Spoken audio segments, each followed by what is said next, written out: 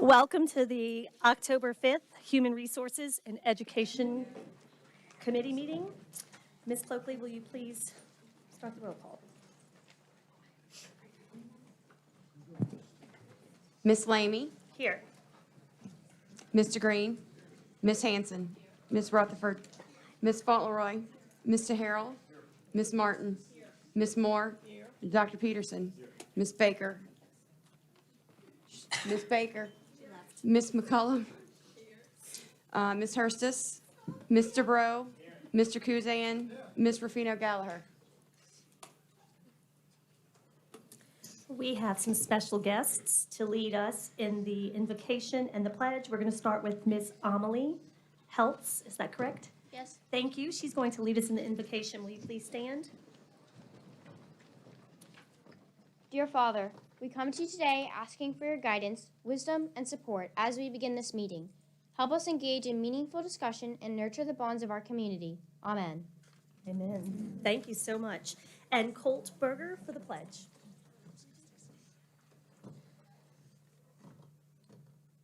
I pledge allegiance to the flag of the United States of America and to the republic for which it stands, one nation, under God, indivisible, with liberty and justice for all. Thank you so much. Great job.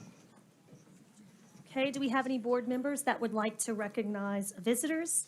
We'll start with Ms. Hanson. Yes, I'd like to recognize a former colleague of mine that was an assistant principal with me at Covington High School. Now, I'm happy to say he's principal at Madisonville Junior High, Mr. Mollier. And of course, he's got some of his Golden Eagles with him tonight, so we're going to be happy to celebrate them. Thank you. Okay, next, Ms. Go ahead. I'd like to recognize Casey Allen and tell her hello. And we had dinner last night, so welcome. Next up is, who else? Tedder, Brandon. Thank you, Ms. Lamy. I just wanted to let all the board members know that former board members, Ms. Beth Heinz, Coach Jack Loop, and Mr. Mike Derman will be honored at this year's fair. And they will be riding in the parade Friday morning, so be sure to go out and catch some goodies. Awesome. Yeah. Congratulations, guys. Any of you? I would love to welcome my most favorite principal in the entire world, Ms. Darnell Ferris, and her beautiful daughter, Tara. Thank y'all so much for being here. Okay, who else? Anyone else? Okay. Oh, I'm sorry. Ms. Fauntleroy? Okay. Okay, we're going to keep going. Superintendent Jabia's update. Thank you all so much. Appreciate it very much. On Tuesday and Wednesday, we are going to have, as you can see posted, our College and Career Expo. On Tuesday, it'll be in Slidell at the Harbor Center. On Wednesday, it'll be at the Castine Center.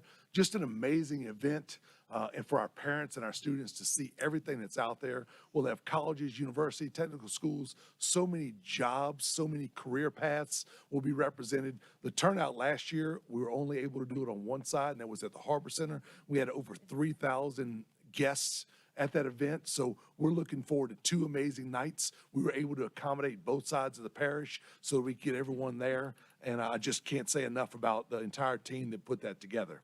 And as you can see, Madisonville Junior High is with us here tonight.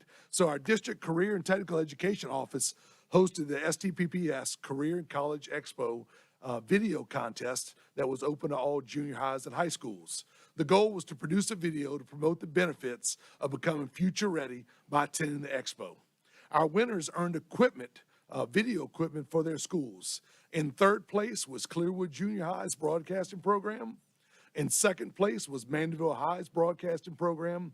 But in first place, joining us tonight is Madisonville Junior High Eaglebots robotics team.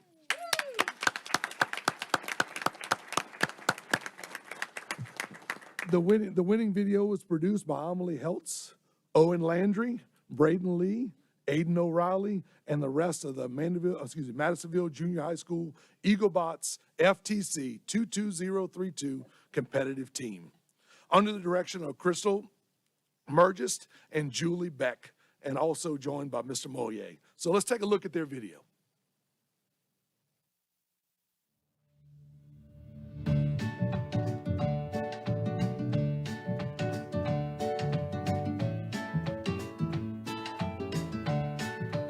Hey.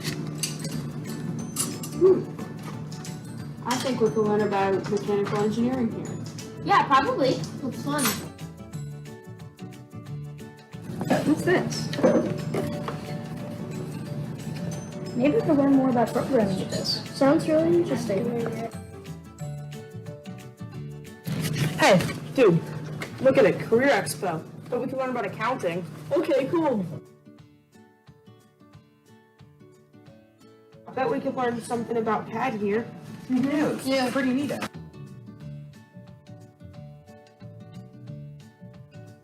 Guys, look, it's a Career Expo. We should totally go.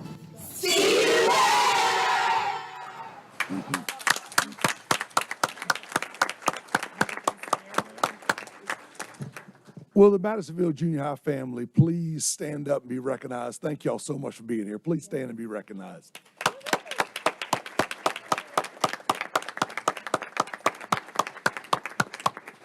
And I think somebody wanted to speak. Does somebody want to speak? He just got voluntold, I think, right? Good evening, Superintendent Javia, esteemed board members, and guests.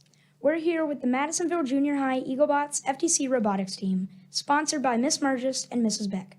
My name's Aiden, and I'm the team's captain. And my name's Owen, and I'm the team's fundraising captain.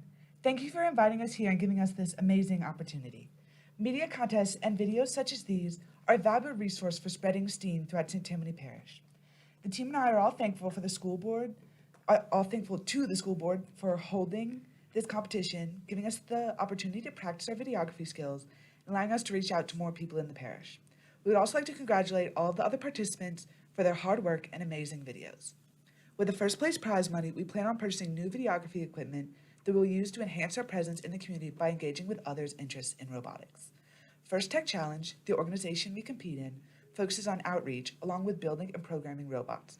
So this new media gear will allow us to further our ability in that aspect. An additional valuable outreach opportunity for St. Tammany Parish students is the upcoming Career Expo. This event allows for students to look into careers and make a guided decision about their future. Choosing a career is very important and shouldn't be rushed. It should be something that is enjoyable and sustainable at the same time. Career Expos help with this by showing students options for the future and giving them the chance to make a decision after taking all interests and ambitions into account. It could be a job that you've been interested in for a while or one you've never heard of. Also, not all of the booths are for careers and businesses. Many of the booths are for colleges and universities as well. Personally, I'm looking forward to visiting the Louisiana Tech University, Texas A&M University, and Tech Crane International exhibits at the expo. Aiden and I would like to thank you for giving us this time and for choosing our video in the Career Expo video contest. We hope you have a great rest of your evening. Thank you.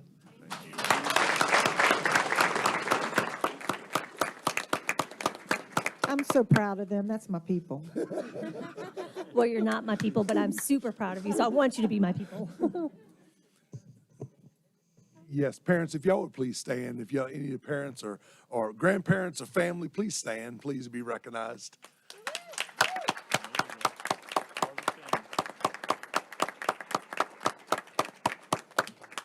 Thank y'all all so much for being here. Truly appreciate it. It was a great job. I can't wait to see y'all. I will be there, so I'll make sure I find you guys on Wednesday.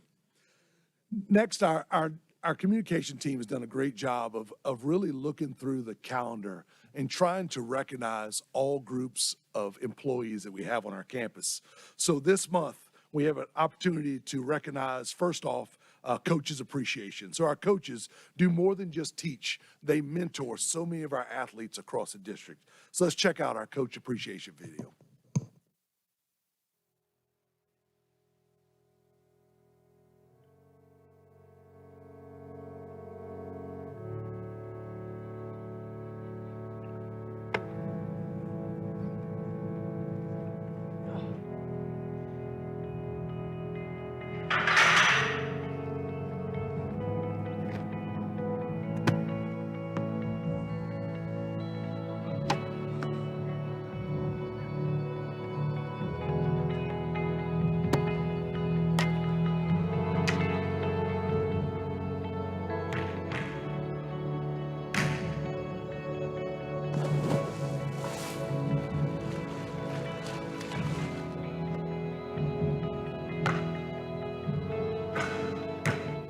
students developing life skills, learning integrity the most part, responsibility. When I see her pushing us and coming here and telling us how strong we are, basically, I want to push my teammates even more. I've learned to be a leader, to be a good person, to just be there for others when they need somebody. We see the sacrifices she makes for us, and it really inspires us to want to work hard for someone who does that. Win or lose, you shake the opponent's hand at the end. He's like, everyone has to have a positive attitude out there. She's taught us more than just sports and track. She taught us about teamwork and how to be a leader. He always just wants us to carry that leadership around the school and inspire other people. She always wants our education to come first. And if we're not doing good in a certain subject, then she'll help us with it. Like if I'm slacking on something, he'll come pick me up and bring energy, motivation towards me so I can feel better about myself. Talking to me, just making sure my mental is right, making sure I'm getting my teammates right, just pushing me forward to be my best. You play till the final whistle, you push yourself as much as you can, and because it will pay off in the end. If you don't put in the work, you're not going to see that, and that's exactly what the coaches tell you. I mean, they really help you push yourself every single day at practice. I'm more capable of doing things. If I'm slacking on something, he knows I could do better than that, so he'll push me every day to go harder. Everything that we do in volleyball relates to something in the outside world. It's not just about volleyball. He just wants us not only to be successful in baseball, but in our future lives. It's a mental battle. If you're saying, I can't, you're not going to do it. But if you walk up there and I have Coach Fontenot in the back of my mind and I hear her voice in the back of my mind saying, you can do this, you can do this, you can do this, what do? I get up there and I do it. Coach, we appreciate you. Thank you. Thank you for all you do. Thanks, Coach. Thank you, Coach. I appreciate everything. Thanks for everything, Coach. Thank you, Coach. Thank you, Coach. Thank you, Coach. We appreciate you for everything that you do. Thank you, Coach. Thank you, Coach, for everything you've done in the past 4 years.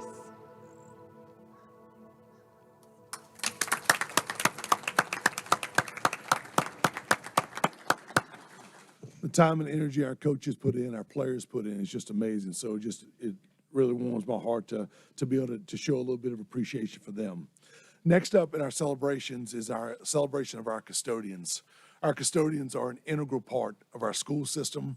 They're an integral part of every one of our campuses. Without our essential support staff, we could not operate every day. So let's take a look at our custodian appreciation.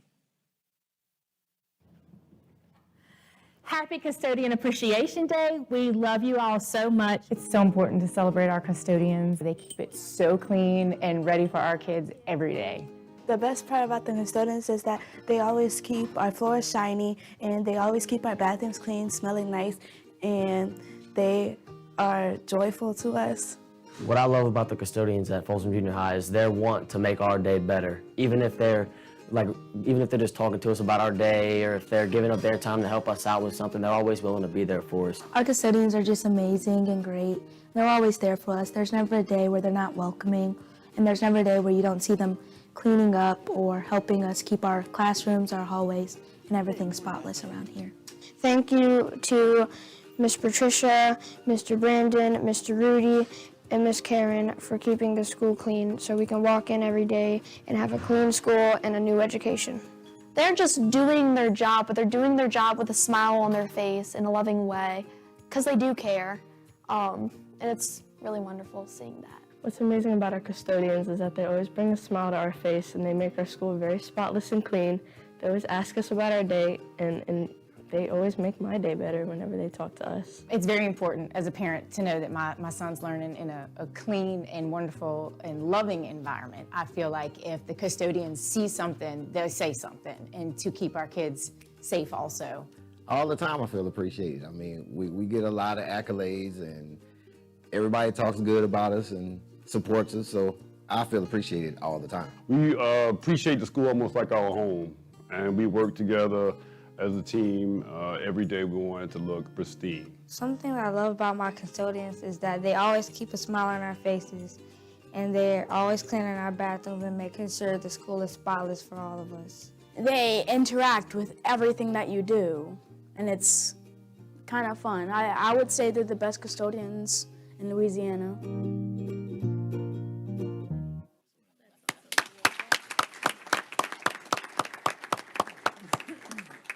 Last year, I was able to give the Impact Award to a few of our custodians around the district, and it was just amazing to see the impact they make on our kids every day. We always think about our teachers and our paras and our clerical and the people that deal with our kids in classrooms, but our custodians do a tremendous job. They're at games. They're cheering our kids on. They're at contests. So I just want to tell them thank you so much.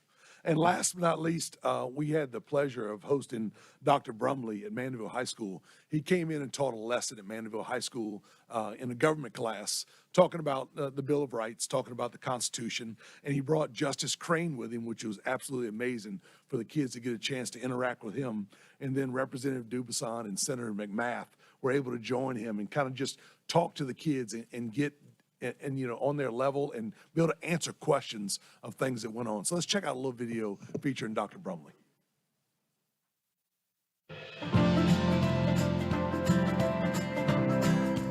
So today, Dr. Brumley, State Superintendent, is here in St. Tammany to celebrate Freedom Week.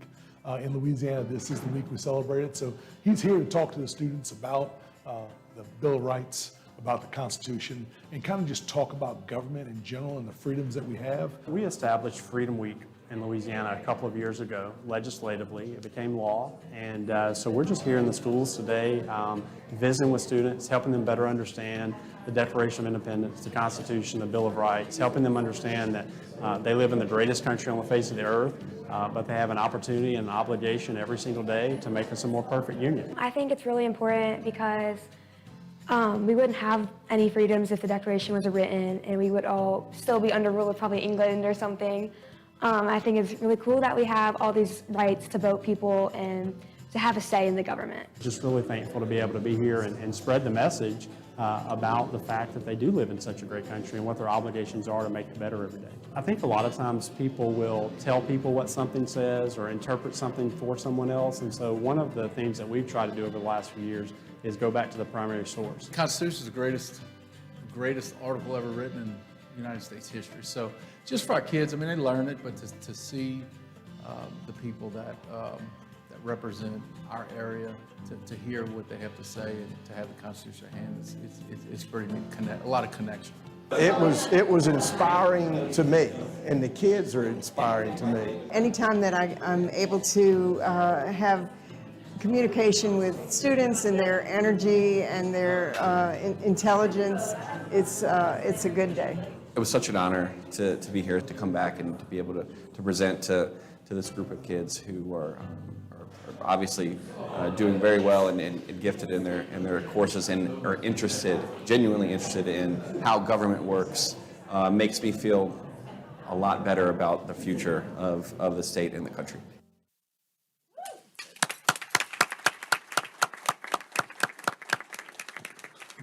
And it was that special. Dr. Brumley only did that presentation twice. He taught it at Alexandria Senior High and at Mandeville High in the entire state of Louisiana. So we felt very privileged to have him. I've been in this position almost 3 years, and it's only the second time that he was able to present. For him to come in and teach and spend a lot of time with our students and really connect with them was tremendous. So board members, that's all I have, but thank y'all very much. I appreciate it. Thank you so much. Okay, before we move on, I want to offer for our wonderful students and their families to leave if you're interested in doing so. We would love for you to stay. We just don't know if you'll be as excited. Okay. Did you say that? I'm sorry. No, I you just tell me now. Okay, good. I skipped doing my recognition a minute ago because I wanted you to see the video. I wanted to give a shout out to the custodians at Folsom Junior High. They are featured in that video, Mr. Paul and Mr. Ronnie and Mr. Tyler. I've been around this school a lot. They keep it spotless and they're an integral part of the school. But I also wanted to give Folsom Junior a shout out. They're one of the grand prize winners in the fair booth, and I wanted to just tell everyone, if you go by to see their booth sometime this week, if you will pay special attention to the hawk, that's their mascot on the world. Every student in the school's name is on a feather, so the whole school is represented, so take that chance. I just wanted, it wouldn't make any sense if you hadn't seen the custodian video. So. Thank you so much to the custodians and to all of the students, and congratulations on winning the grand prize. Okay, so again, if you guys would like to exit, you may. Thank you for being here and for your awesome video. We're proud of y'all. Be safe driving home. Okay, as they exit, we are going to move forward to approval of minutes from our committee as a whole meeting held September 7th, 2023. Do I have a motion? Ms. Moore, and a second. Mr. Kuzan, please vote. Oh, do we have any comments from the public? Any from the board? Okay, let's vote. Please do. Okay, yeah, I gotta remember. I'm looking at this instead of that. Okay, I'm trying. Y'all keep me on track. All right. Okay, next up. Wait, we still need them three to vote. Oh, what are y'all doing down there? Let's go. Ms. Hurstis? Voting. Vote. Mr. Kuzan? Mr. Kuzan. Do you have a little red box at the top right corner? See what happens when I'm not sitting down there?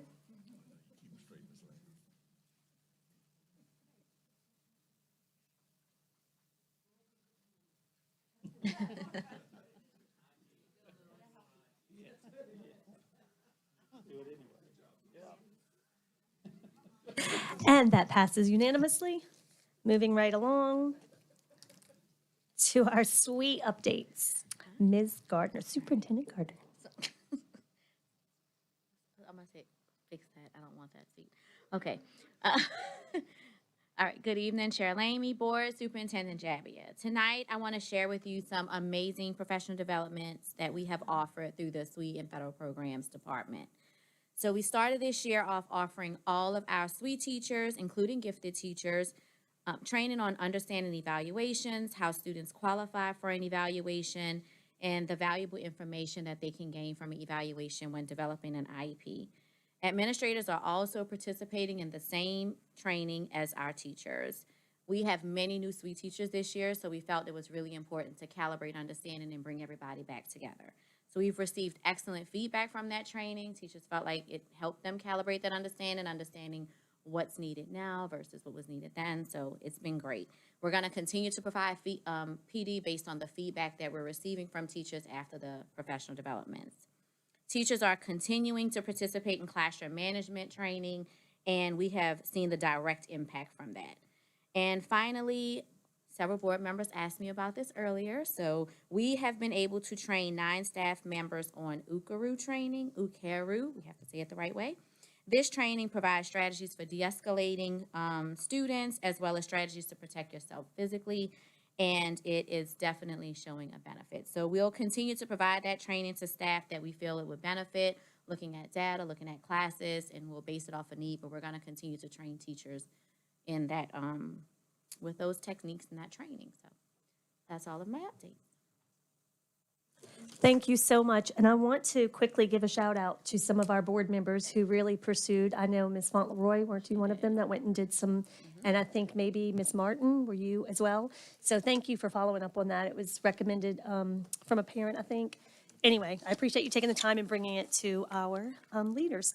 And the other thing is I got to go to the classroom management training, and it was amazing, fabulous. I tried to go home and do it with my family and my children. My husband didn't like it as much, but it was really awesome. So I'm glad we're doing that. Okay, textbook update, Ms. Fuller.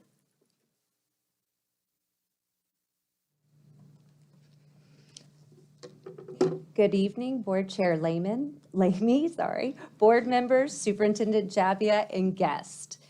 Foreign language instructional materials are being considered for adoption. I currently have 3 vendors that have committed to participate in the adoption: McGraw-Hill, Savis, Holton Mifflin, and Harcourt.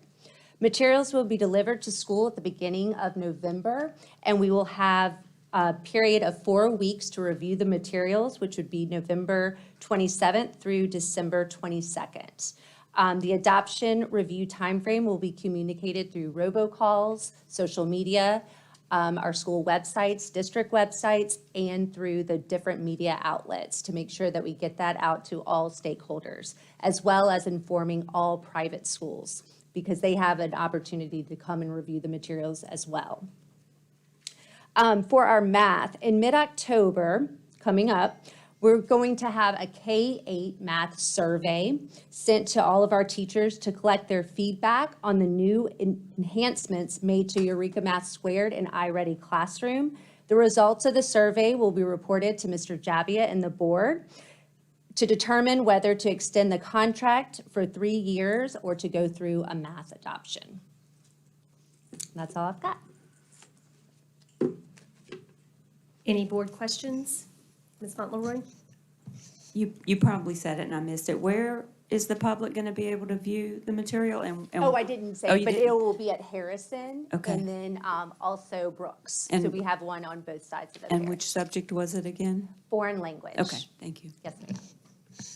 And then you said the math survey would go out in October to teachers, correct? Well, we wanted to give them a full 9 weeks to really Yes. kind of dive in. We've had some different professional development, and we've also had the vendor come out and do coaching opportunities with administrators and the teachers. Awesome. To get their feedback and stuff and support them. Perfect. Thank you so much for doing that. Anybody else? Yes, Sanson? So the current contract we have on the materials for Eureka and iReady, that expires when? We decided, or I don't, maybe it was the board, last board, right? To extend it for 1 year with the enhancements to give teachers the opportunity to see if they liked the enhancements, because we had given them a survey last year. They all wanted to stay with that curriculum. So at the end, extend the enhancements part? Well, we would have to make that All of it. decision Now. earlier. So Earlier. once we get the survey, I'll report the results back to y'all, and if y'all agree with whatever the teachers want to do, y'all make the decision if we will extend that contract or go through an adoption. Because if we go through an adoption, I need to start that immediately. And that's for K-8 only, correct? Yes, ma'am, Okay. K-8. Mr. Bro? Thank you. If I recall, we did move to the follow-up for Eureka and Ready Math, that this is really our first year with those particular programs, right? No, sir, we have already been using Eureka and Ready, but they had the enhancements. The enhancement, so it was new because we had to vote on it separate. Yes, sir. And so this is really our first year with the enhanced version. Yes, sir. Are you aware of any problems we're having getting some of the instructional material out? I've kind of heard through the grapevine that some of the material's coming in late. I have not heard of any of Okay. them coming in late, but their schools have had to request extra materials. All right. And so this is really our first year, and we're gonna, how much would it cost if we extend it on a per year basis? Because, you know, I'm not in favor of changing curriculum all the time. You know, Right. let's try to stick with something so that we can have a metric that we can measure. Mhm. So, how much does it cost per year to get the materials to continue with what we I'm have? trying to recall what we spent last year, but I want to say it was close to 800,000 and then a little over 500,000 for the iReady. So the 800 something-ish thousand was for K-5 Eureka. It's more because we have more grade levels. And lots of workbooks and stuff that get out. And all the online materials, and also the manipulative kits as well were included in that. Okay, thank you. Okay, can I add something? I just want to say, so we have had, it's almost like your phone getting an update. So we have been using the same curriculum, it's just updated. Now we have assessments that are done for you instead of teachers having to do these assessments. But instead of saying, okay, great, you updated it, let's keep it for another 5 years, we wanted the teachers to actually put their hands on it. So while our job as a board is definitely to make those decisions with finances, the teachers know way better than us. And so if they come back after this year and say, this isn't working because of this, then we should definitely take that seriously. But I think it is going well, from what I hear. Anyway, okay, moving on. ACT, any other questions? No. Okay, it's you again? No. Thank you, Ms. Fuller. All right, Ms. Langlois, Dr. Langlois, ACT Committee Spotlight, please.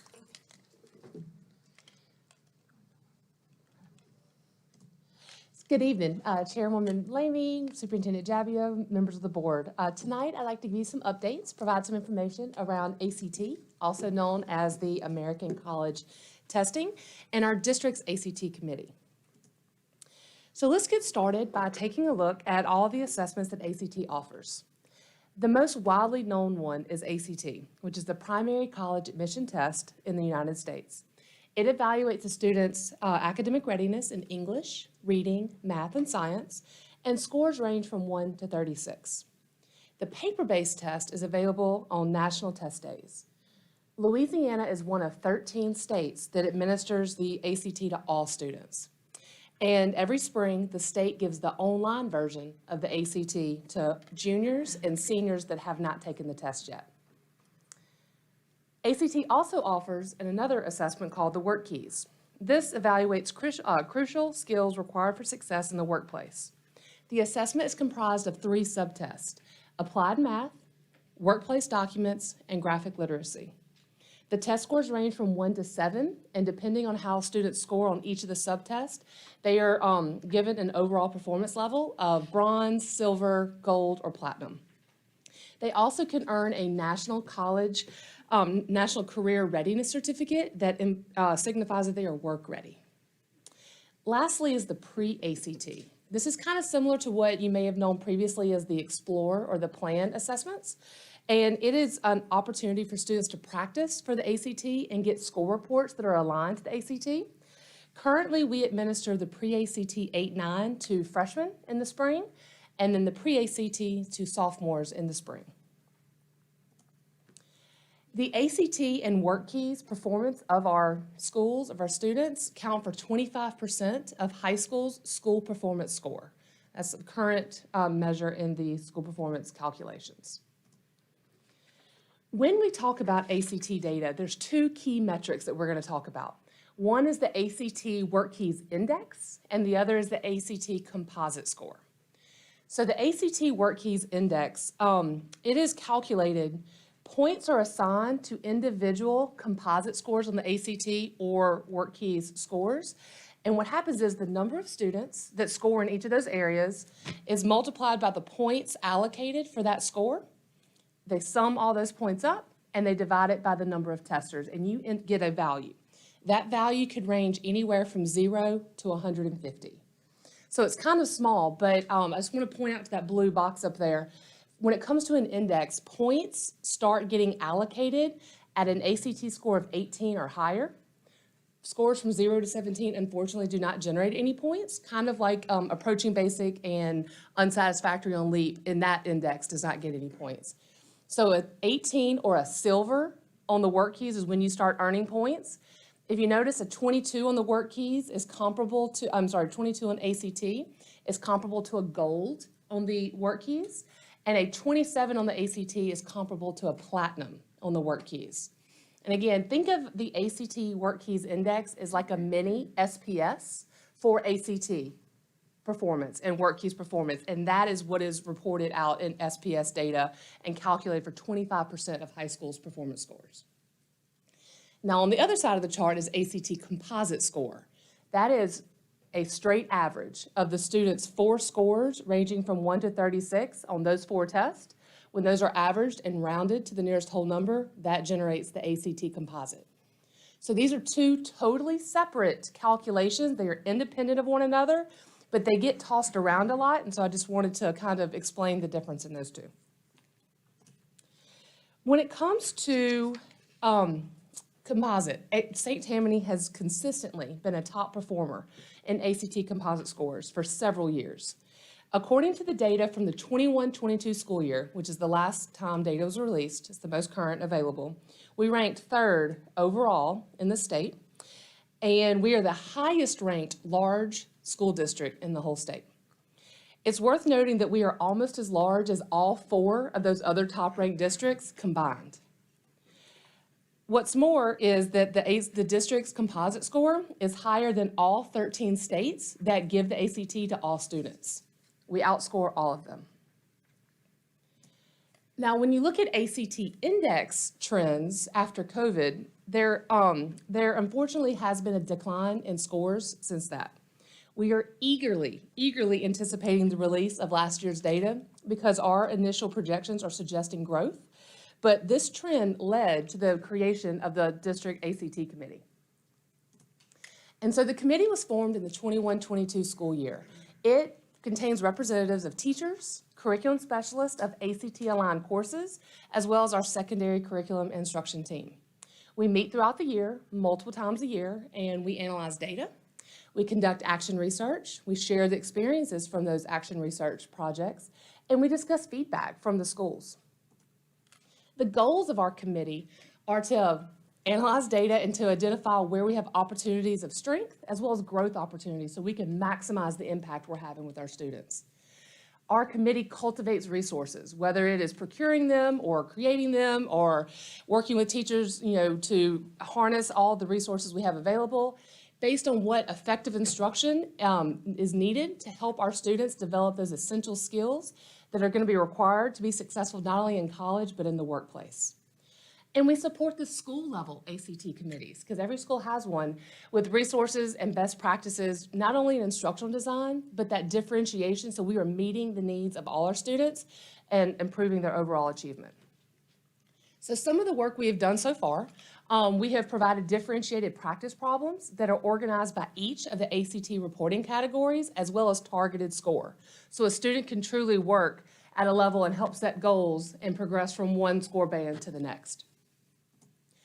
We have created data student trackers as well as report analysis models that our schools can use with their students as they are interpreting and analyzing and understanding their data and setting goals everywhere from the pre-ACT all the way to the ACT and work keys.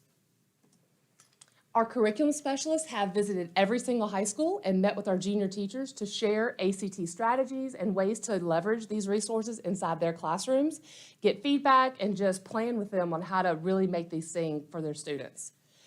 Furthermore, not only the entire committee, but representatives of administrators and teachers from all of our high schools have engaged in 3 different professional development sessions provided by ACT. One was the ACT Instructional Mastery, also known as AIM. This really focused on identifying best ways to prepare students with test-taking strategies and techniques aligned to each of the different testing areas, the test structure and the content, and really deepen the understanding of what ACT is all about. We also provided a session on anchoring your curriculum. And in this session, administrators and teachers analyzed their curriculum, their state standards that they are currently teaching, and the college and career readiness, and looked for opportunities for alignment as well as any potential gaps so we can be aware of it and address it and move forward. And lastly, we had a session, because pre-ACT, and that is so critical to help us meet our students and keep moving them forward along their 4 years while in high school, because it starts well before that. Looking at pre-ACT data and gleaning what might be some next steps that students need and to start that journey to get them ready again for the ACT before they graduate our high schools. So as we move forward, the goals of this committee are going to be to continue to focus on not only growing ACT Composite, but also continue growing that ACT Work Keys Index. We will always use data to guide us and pinpoint our strengths, where are things working, and where can we have opportunities to continue to grow, supporting our teachers, junior teachers, as well as teachers in all throughout the high school, all grade levels, to how to meaningfully support and embed ACT instruction inside their classrooms. Communicate with all stakeholders on the importance of ACT, work keys, scholarship opportunities, because both can generate scholarships, and how to leverage those results when you are going out into the workplace for careers or even internships. We have expanded our work key support. We have provided resources in graphic literacy and workplace documents to all of our business English and technical writing teachers, and applied math to our business math and financial literacy. And we have an upcoming professional development scheduled for those teachers to come in and really dig into those resources and figure out how to make them embedded and make sense inside their current curriculum and their classroom. And that concludes my presentation. Wonderful job, Dr. Langlois. Okay, questions. Ms. Hanson. Thank you, Dr. Langlois, for a very thorough presentation and very well explained. I have a couple of questions. One has to do with the curriculum itself. So 9th and 10th grade students, they are, what I'm hearing primarily is through the guidebooks. I mean, it's so demanding, those guidebook units, which I'm not disparaging them in any way. I'm just saying it's so demanding. So how are we providing opportunities within those 9th grade and 10th grade classes for them to, meet the requirements of the guidebook curriculums, but as well as provide some ACT prep things for like vocabulary and grammar and things like that, that really impacts that pre-ACT score? Absolutely. So key idea and details is a reporting category in English, and really that transcends. That is, comprehending text and understanding text. So that is a way that we can help our students all the way across. With grammar, those are things that we absolutely do have to supplement within the guidebooks and beef that up a little bit. But one of the things that we have found with ACT, and this impacts also on LEAP, is the timed reading passages and the stamina and the perseverance to do that, and doing lots of little quick simulations and setting goals to improve a student. Say, okay, in 1 minute or in 2 minutes, I was able to do this much. So tomorrow my goal is going to be to do this, and get a little bit better and regular opportunities inside to do that. And so those are things we're doing. Is that also included in terms of vocabulary? Yes, ma'am. Trying to expand their vocabulary for the reading portions So as well? the vocabulary is so huge, because in LEAP land, anytime that students engage in a text, 9 times out of 10, they're always going to be asked, what is the meaning of this word, and what piece of evidence best supports and tells you how you know it. So we are absolutely working on that, and that will transcend to ACT and help them when they have to figure out the context of a word in the setting of a passage. Okay. And finally, I have a question that perhaps, from a district standpoint, Dr. McCurley, the university, I've been reading, and I think we've spoken about this before, that many of the universities are not requiring a minimum ACT. They've been changing some of that. So how is that impacting what, our ACT, and how do you project it could impact our ACT? So at this time, we're preparing students to do well on the ACT, because we can't predict what colleges they're going to attend and what those admission requirements would be at any given time. So we're still full steam ahead in providing them those opportunities to do well on the ACT, gain admission, qualify for scholarships, and so on. Are you finding any behavioral changes in like students or families, in saying, okay, I got this score, it's, I'll be able to go to this school, I'll be able to go to this school, so I'm not going to try it again to get higher? No, we have not. Okay. I have not. Okay, great, thank you. It's still a huge requirement for TOPS. So that's what motivates so many people right now. And scholarship dollars are directly related to the ACT. I mean, any school, especially in the state of Louisiana or surrounding, your grade point average is important, but not as important as that ACT score. I'm going to share personal experience. My ACT score I got a full ride for it, and it was 100%. It was a little while ago. We won't talk about how long ago, but it matters. It directly transcends to scholarships. Mr. Kuzan. Thank you. That was the question I wanted to ask. But I have another question. You mentioned that the state of Louisiana require all students to take the ACT? Yes, sir. Does that include charter schools? Yes. I mean, as part of a graduation requirement that every student has, yes, sir, takes it. If they get a school performance score, they are required to take it. Okay, thank you. Yes, sir. I'm just going ahead. Is this on the school board's website, your presentation? That's a great question. Board docs, that's, No, ma'am, I don't believe it is. but I can get it, I'll Yes, still ma'am. have it on board I can docs? get it. It's on board docs for the public and the board. Okay, that's all I wanted to know. I want to sit with my grandsons and go through this. Dr. Peterson. Please do. And may I say one thing too, when you're talking about that, we talked about the communication, Future Focus Family Night. We started last year. That is another opportunity where we are trying to get the word out on the importance of that. So please come to the Career Expo and Future Focus Family Night if you have a 7th grader. Yes, Ms. Lamos, I just curious, do you have any, is there a consistency of methods that we use, these resources that you have, that you're talking about, in every school, every high school, when you're presenting those to 9th, 10th graders? Or is there independence about how they're proposed? In other words, do you have, ACT prep classes for these things, or are these directed through the regular English classes and the math classes? Is it dispersed, Yeah. or is it So concise? what we provide is equitable across all schools. How a school rolls that out to their students is individualized. We really want to make sure that our schools have the autonomy to do what they need to meet the needs of their students. So yes, the support is there consistently for everybody.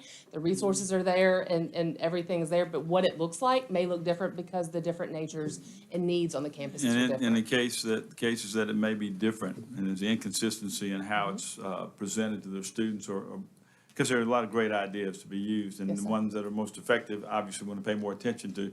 But if you see any that are, is there an early date that says, you know what, it looks like we're going the right direction here, but maybe we need to make an alteration or an adjustment?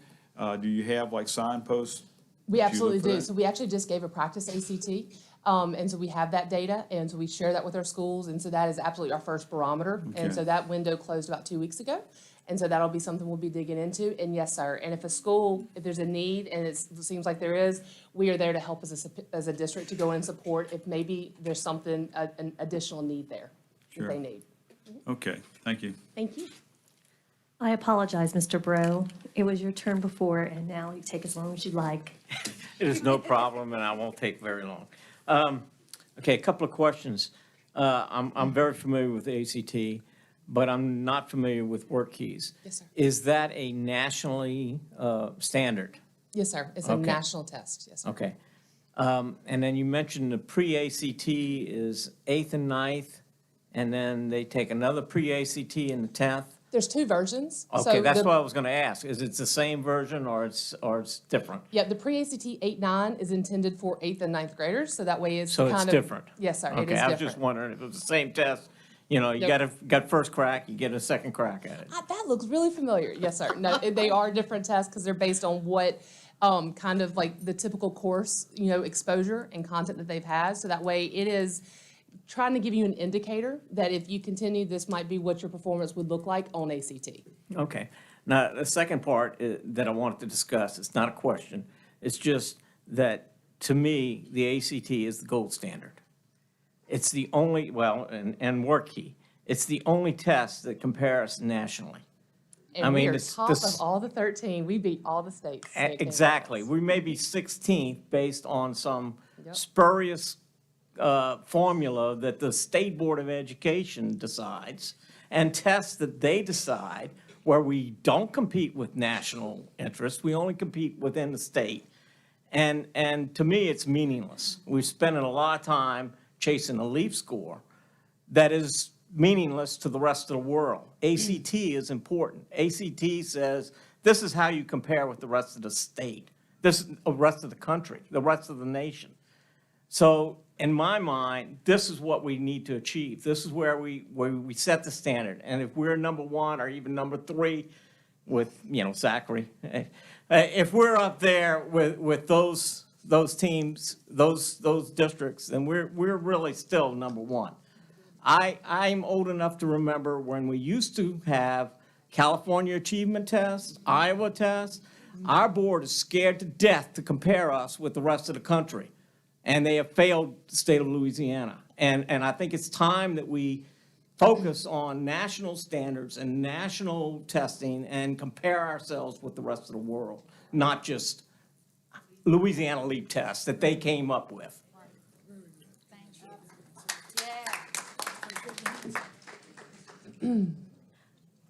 Good job, Mr. Bro. Okay, Mr. Green. Thank you, Mr. Chairwoman.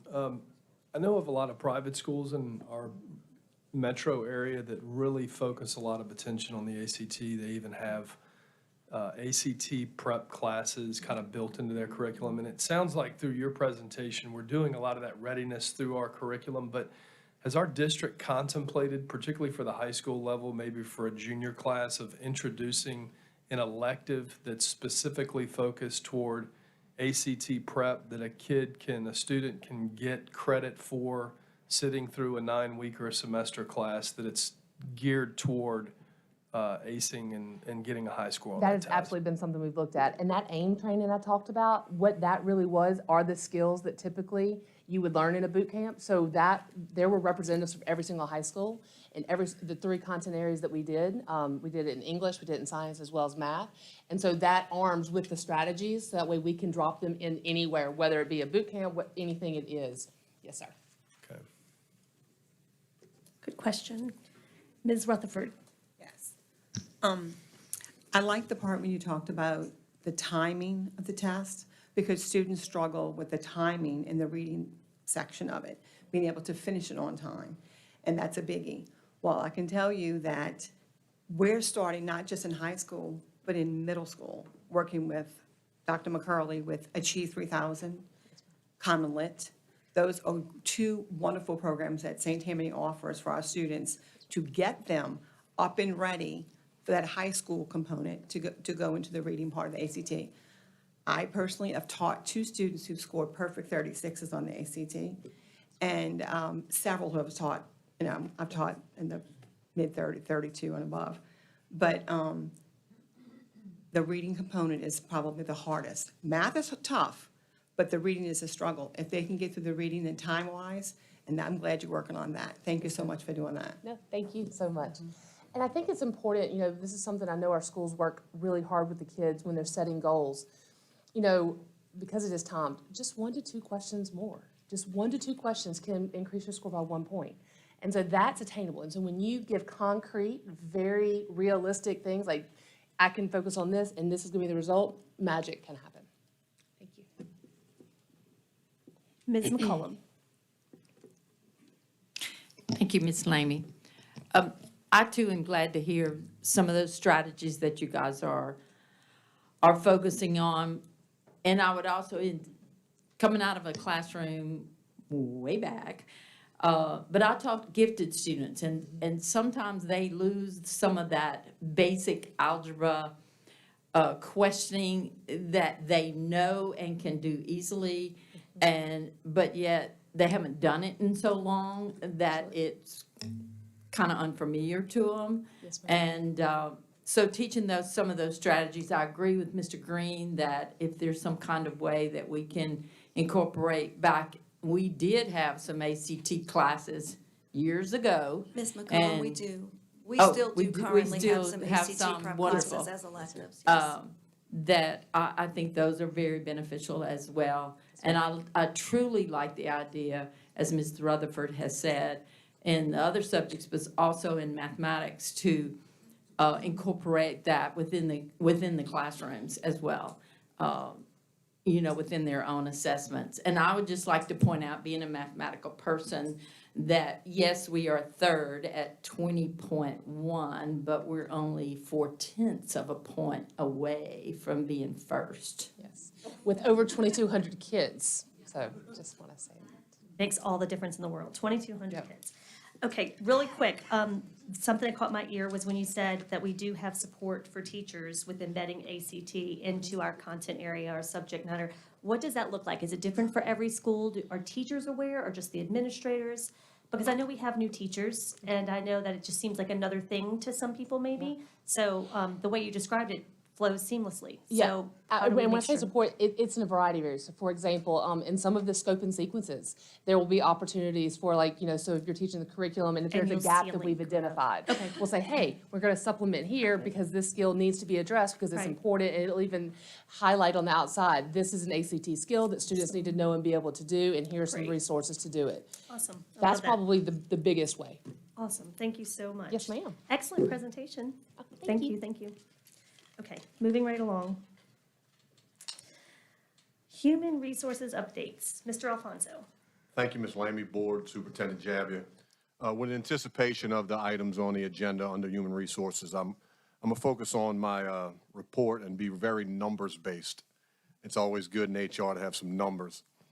The first component I'd like to speak about is our Transportation Department. I just really want to give kudos to Matt Burmast and the job he's doing. He really hit the ground running. Currently, right now, we have 3 vacancies. Technically, we have 2. So I just want to refer to the board report that Mr. Burmaster provided to you. On the board report, I just want to make clarification. He said he has 2 current vacancies. 1 vacancy popped open this week, so technically he has 3. But we have somebody in the pipeline that's going to accept that job, so he does have 2. So I just wanted to clarify that. Also, kudos to Mr. Burmaster, Ms. Niehaus, and Ms. Pennison here. Since the beginning of the school, we've hired 7 new drivers. The focus now is always, picking up new drivers to fill those vacancies, which is 2, but he's working on replenishing the sub list. So since the beginning of the school, we hired 7 new drivers. 3 went back to the sub list, and 4 are now covering routes that are preventing overloads or that would prevent coverage.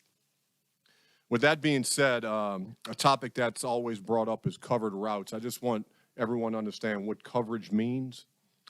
In the transportation world, coverage means, just an example would be, at 1 o'clock, a driver calls in, there's no sub available, or we can't locate a sub, so the routers in the transportation department splits up the route amongst other drivers, so they cover the route. Technically, right now, it was stated before that we have routes covered. We do, but that's when people call in. We have 1 route that is covered daily, which is a SWE route for a person that's on leave. So we don't have a lot of coverage. And as you know, a SWE route doesn't have that many people, no many students on the route. So kudos to Mr. Burmaster. Just also another update with numbers here.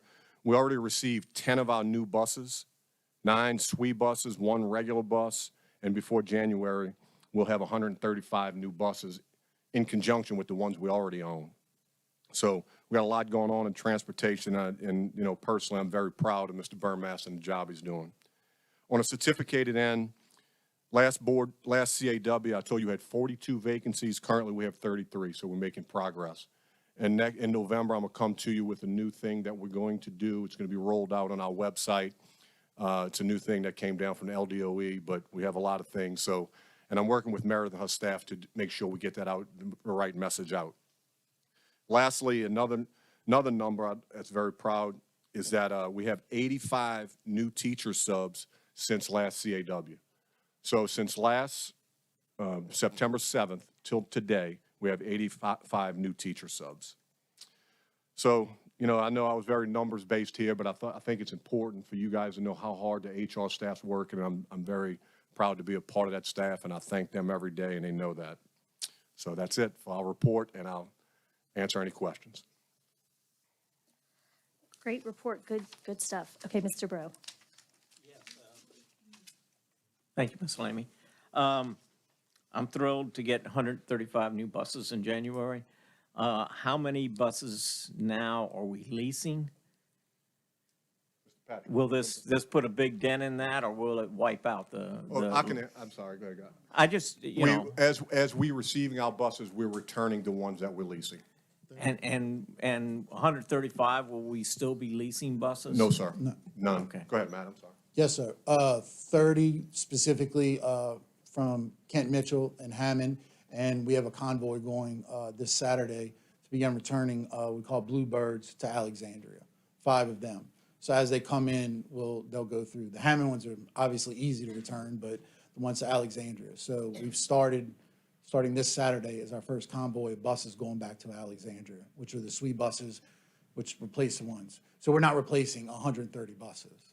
So will we be replacing any of our own with the 135? We're going to be... Not completely, no, sir. We can adjust them on the road. We'll have all the leased buses... Absolutely. Gone. Absolutely, yes, sir. And then what I'm getting at is, will we have enough drivers? I mean, with 135, that's a huge number. And obviously there's no change in number of bus drivers if you're replacing leased buses. Yes, sir. We'll have extra buses. We'll have a good amount of extra. So we'll have extra buses. Looking to build the fleet. Yes, sir. All right. Not every one of these 130 are immediately going on the road. Yeah. All right, thank you. Mr. Bro, I'm just going to pony up on what Mr. Burmaster is saying. Our owner-operators are a very integral part of our transportation department.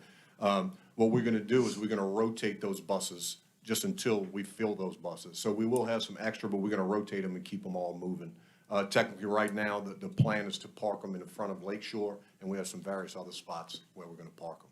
Are they air-conditioned? Yes, sir. Every one of them. Great. And it's coming at the right time because we are maxed out. We looked for the last month just to be sure. everywhere in the state is maxed out as per lease buses. We searched high and low, but it's coming at the perfect time because we'll be replacing those, so. All right, thank you. Yes.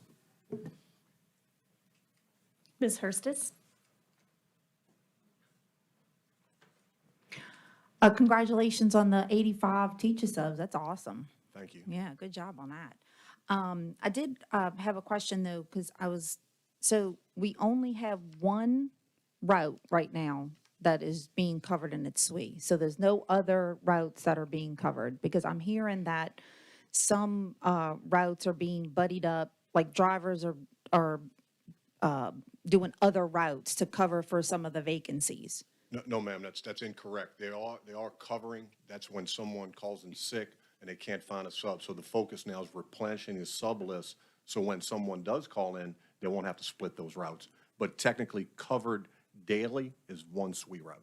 Okay, so there are no drivers right now doing any other routes than their normal routes, is what you're telling me? No, ma'am, I'm not saying. I'm saying the only way they do that is if their colleague calls in sick and they cannot find a sub. Okay, because I'm told that there are bus drivers that are doing extra routes because of vacancies. Yes, ma'am. No, that's incorrect. But That's I incorrect. would encourage you to, whoever you spoke to tell them to encourage their colleagues to not call in sick at the last minute, to give the transportation department time to cover that route with a sub. Okay, thank you. Thank you.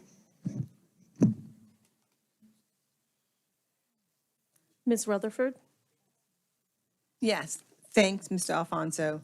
I'm also happy to hear about that sub, list being extended. What is the current fill rate now? Do you have that percentage for us? It ranges currently now from 78 to 80%. It is in that range.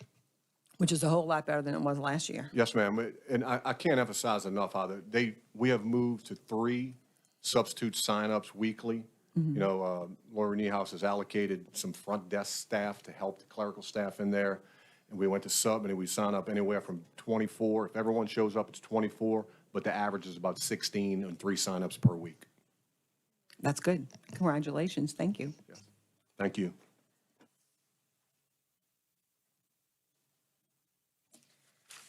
Up next, thank you very much. You're welcome. Great job. Okay, consideration of new transportation job description for the assistant fleet manager.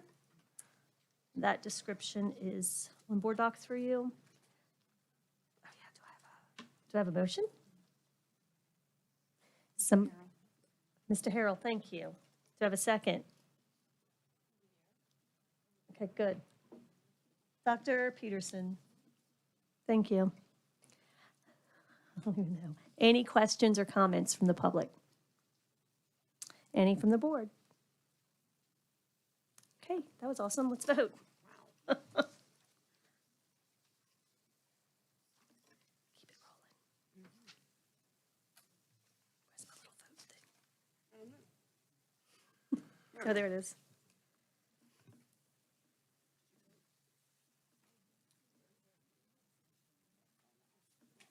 To your left.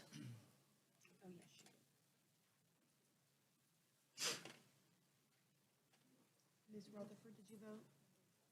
There you go. 13 yeas, 1 no. Okay, and that passes 13 yeas and 1 absence. Oh, well, we don't say that anymore. Let's give it 2. Where's Miss? Okay, got it. Okay, moving along. Consideration of a new board policy, GBN, dismissal of employee. Mr. Alfonso? Thank you, Ms. Lamey. Before I dig into these policies, I just want to make everyone aware that the HR staff worked closely with our legal counsel to develop these policies. These policies, these 4 policies before you, are a direct reflection upon law. So these 4 policies we didn't have in CAPS, so we developed these policies so we can put them in our system and have them, but these policies are a direct reflection of law. So with the dismissal policy here, this dismissal policy is a policy that tracks state and federal law. Other systems have this policy, but we did not due to our CBA covering dismissal procedures. This policy now encompasses non-disciplinary procedures. Also, with any discipline procedures, we do provide all employees with due process. So we hear myself and Mr. Harrison with any questions.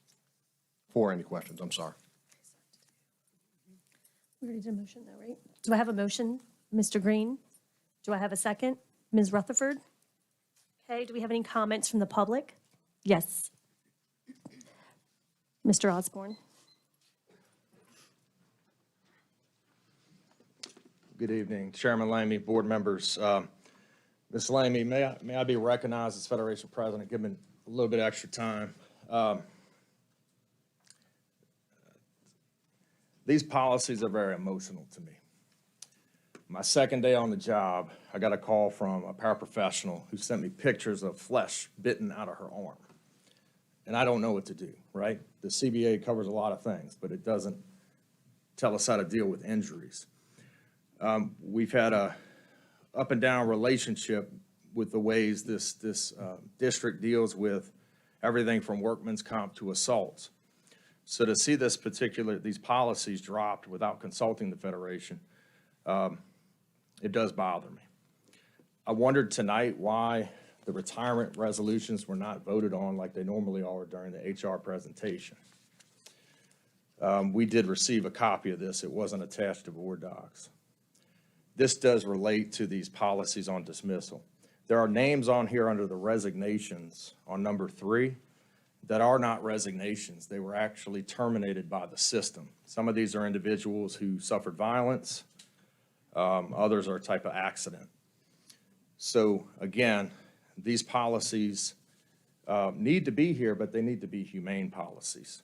And I will turn over those names to the board for investigation. This is the second time this has happened.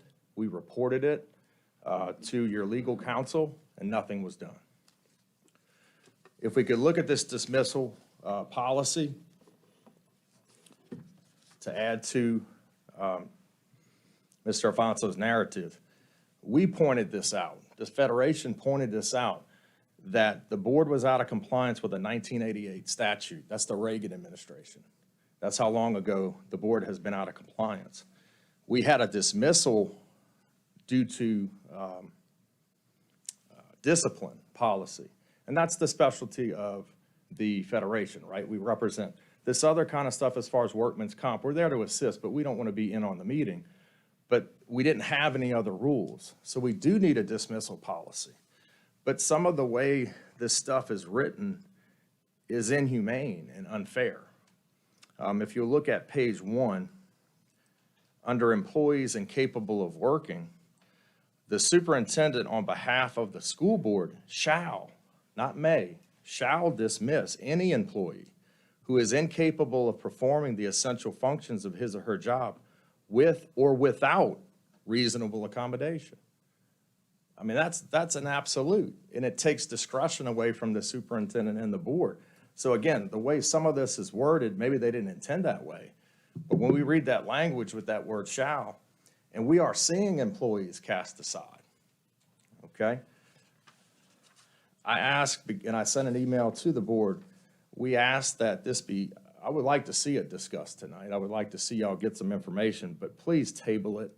I think we need a district-wide committee to talk about it because the law demands that the board create a procedure to give input before this is even created. So we've been out of compliance since '88. Why rush and skip a big part of this, which is employee engagement? Let some of these folks that have been chewed up and spit out by this system have a seat at the table. And that's all that I ask. I'll answer any question anybody wants, but some of this stuff is confidential and I'm going to email it to y'all later. Thank you. Thank you. Do we have another, Ms. Barrios? Oh, yes, just to let you know, the retiree thing that you referred to, that vote is next week. It's usually at the regular board meeting. That's okay. Lee Barrios, retired teacher. After participating with several colleagues in a reading of your proposed policies for dismissal employees, sick leave, and family and medical leave, we agree that these policies will require more than the probably 5+ hour discussion you'd have to have tonight at this meeting to work out the serious issues that they address and that potentially affect all employees. These are the kinds of policies that should include scrutiny and input from at least a few representative employees before they're put to a vote of the school board. You have the options of convening a work group that would include school board representatives, employees, management, and the Federation.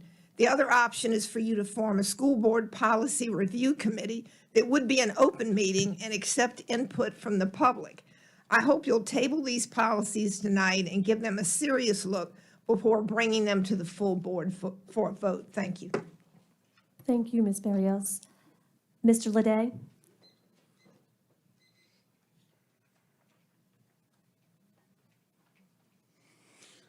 Good evening, board members, Mr. Javia. Look, we have a CBA for a reason. Why are we going to bypass that? Why are we going to just say, okay, here's the law, folks, live with it? We have a lot of input in this system and we need it. But to just throw away one document and accept another, that's wrong. I don't care how you look at it. I don't care how you read it. Then you accept an absolute language? Come on, not even a court of law does that. Okay, so I don't know where the legal legalities came into this. I would love to know that. But let's stick with this collective bargaining agreement. Let's go to the tables and discuss this. Let's have committees to discuss all this. Let's just not jump at an opportunity. What we're going to have is the norm. The employees are going to be caged and prosecuted. We're going to be put in situations, if we're disliked, boom, we're out of there. I've been there, done that. The foremen that I've had that's come after me are too many to count. The upper supervisors that have come after me are too many to count. Does that mean I'm going to be quiet? Hell no. Does that mean I'm going to sit and go quietly into the night? No way. I will fight.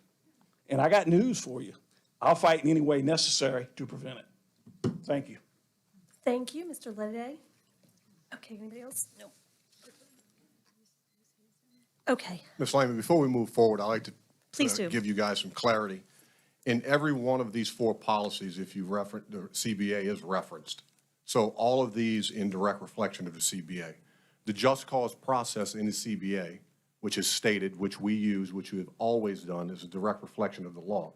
The just cause process is simply due process. And if you read all of this policy, every employee is provided due process prior to any dismissal. So the CBA is referenced. Everyone has due process, and not all systems, but neighboring systems who don't have a CBA have these policies in place, which are direct reflection upon law. Thank you, Mr. Alfonso. Thank you. Board comments, Ms. Hanson. Okay, a few clarifying questions. One, this was done with the attorney input, is that correct? Yes, ma'am. And so in looking at the letter of the law and how we are to implement the letter of the law, or create a policy or put a policy in place to implement the letter of the law, correct? Yes, ma'am. Okay. How does this differ from other organizations, whether it is a school system or any other like organization that has employees and has to follow labor laws and things like that? How does this differ?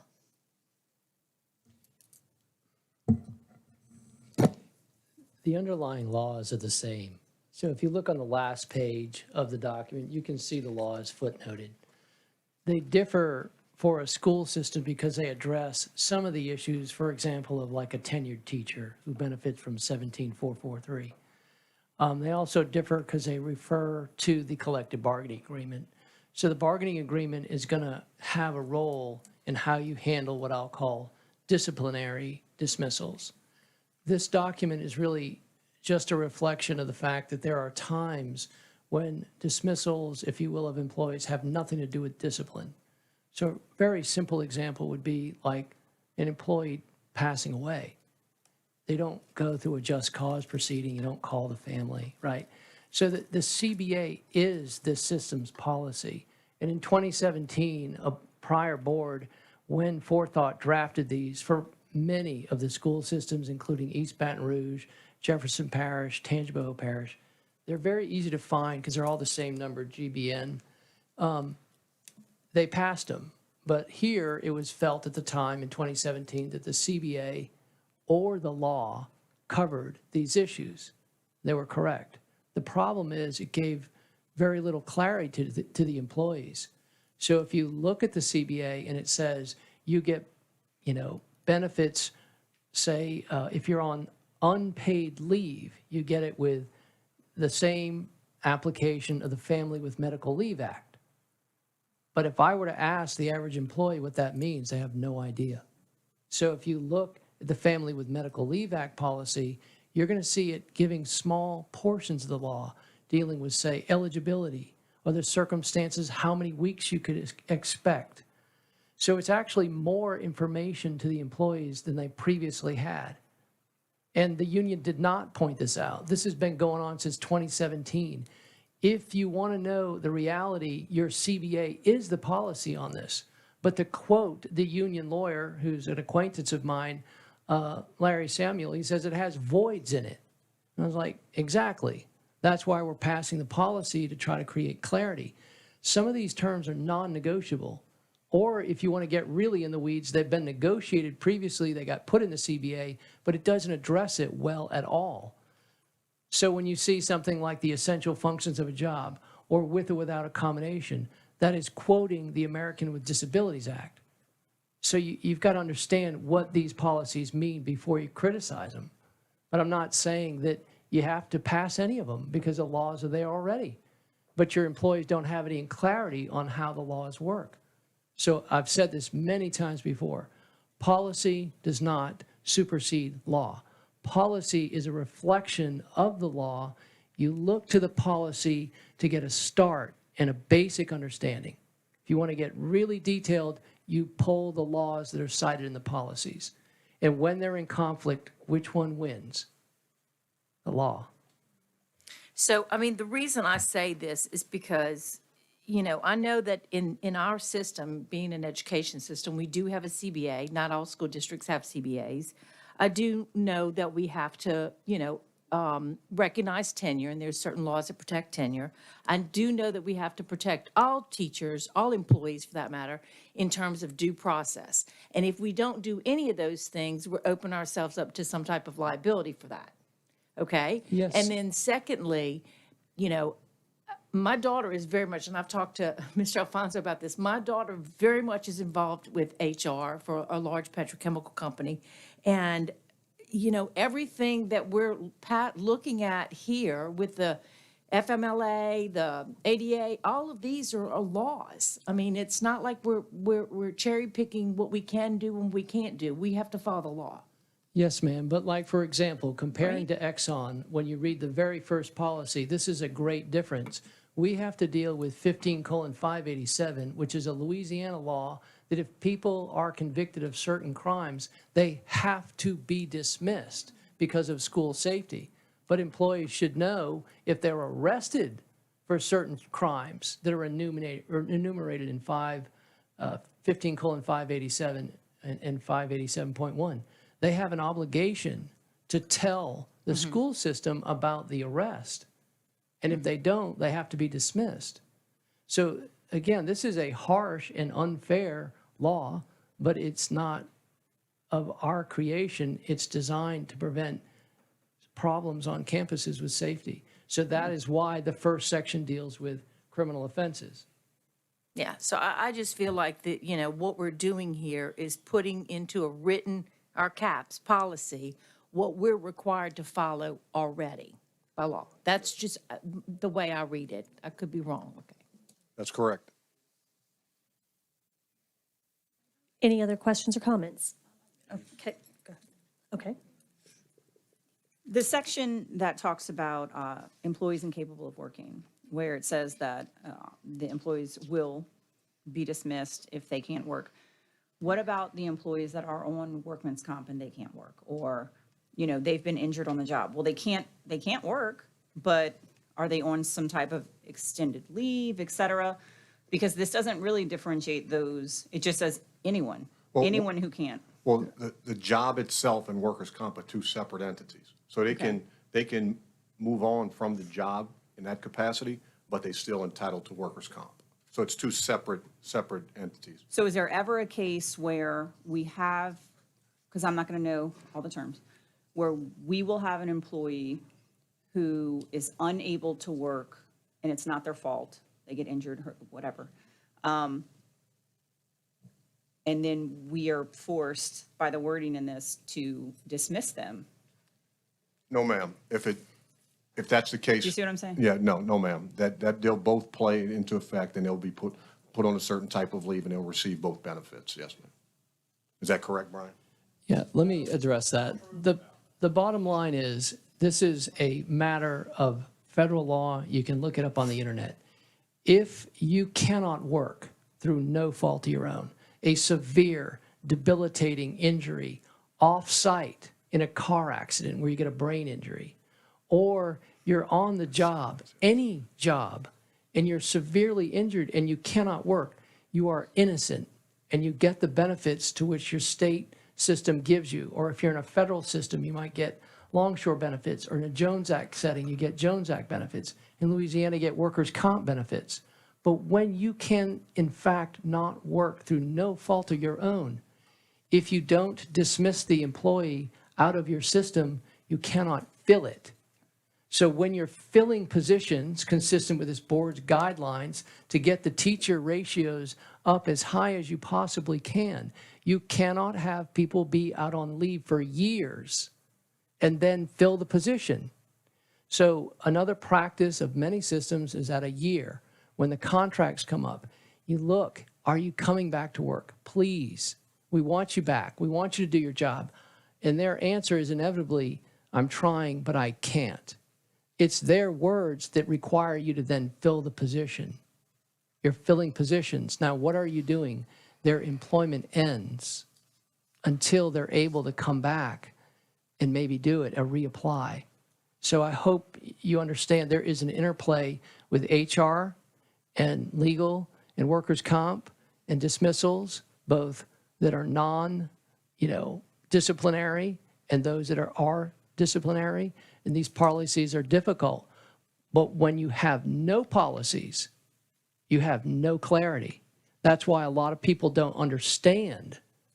And there's a growing rumor that you get hurt on the job, something bad happens. I'm like, no, maybe you get all the benefits to which you're entitled. Sick, extended sick, workers' compensation, assault pay. There's so many benefits. But if you can't do the job, you can't stay in the system because you can't fill it. That's a lot of information said as concisely as I can, but it is something that, you all need to consider. This is your policy, your board, and you are asking excellent questions. Ms. Martin, you were asking if someone, an example would be a maintenance guy getting in an accident while on the job duty. That's what you were asking, correct? Someone, say, a legitimate workers' comp injury. So they're, like Mr. Harrison just addressed, they're entitled to all benefits.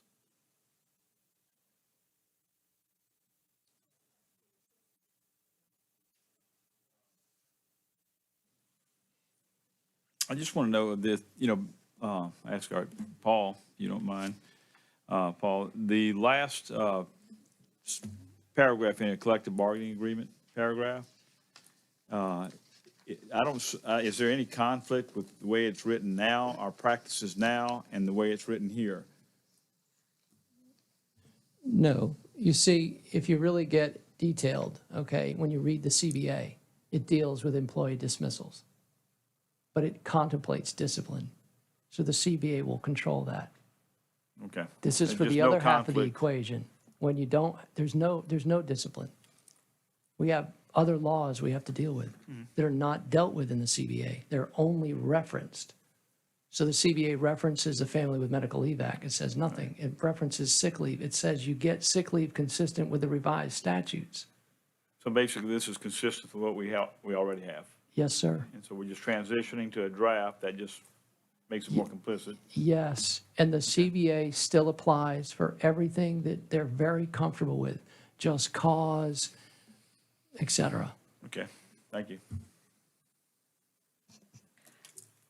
Okay, my only question real quick is when the CBA is renegotiated or negotiated or whatever, if there are, at that time, can they add this language or decide back and forth between them, right? Because we have to follow the law no matter what, that trumps it. But I mean, as far as this aspect not being addressed specifically in the CBA, that's something that could still be done at that time when they negotiate it, or there'd be no need? Okay, when you negotiate, you can add, but you can't change this policy. This policy is essentially non-negotiable because it's summarizing law.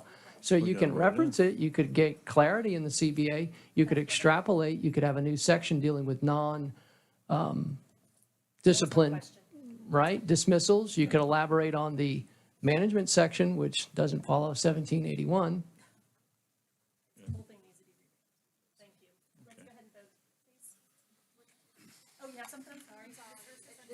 I apologize, go ahead. I'm sorry, go ahead.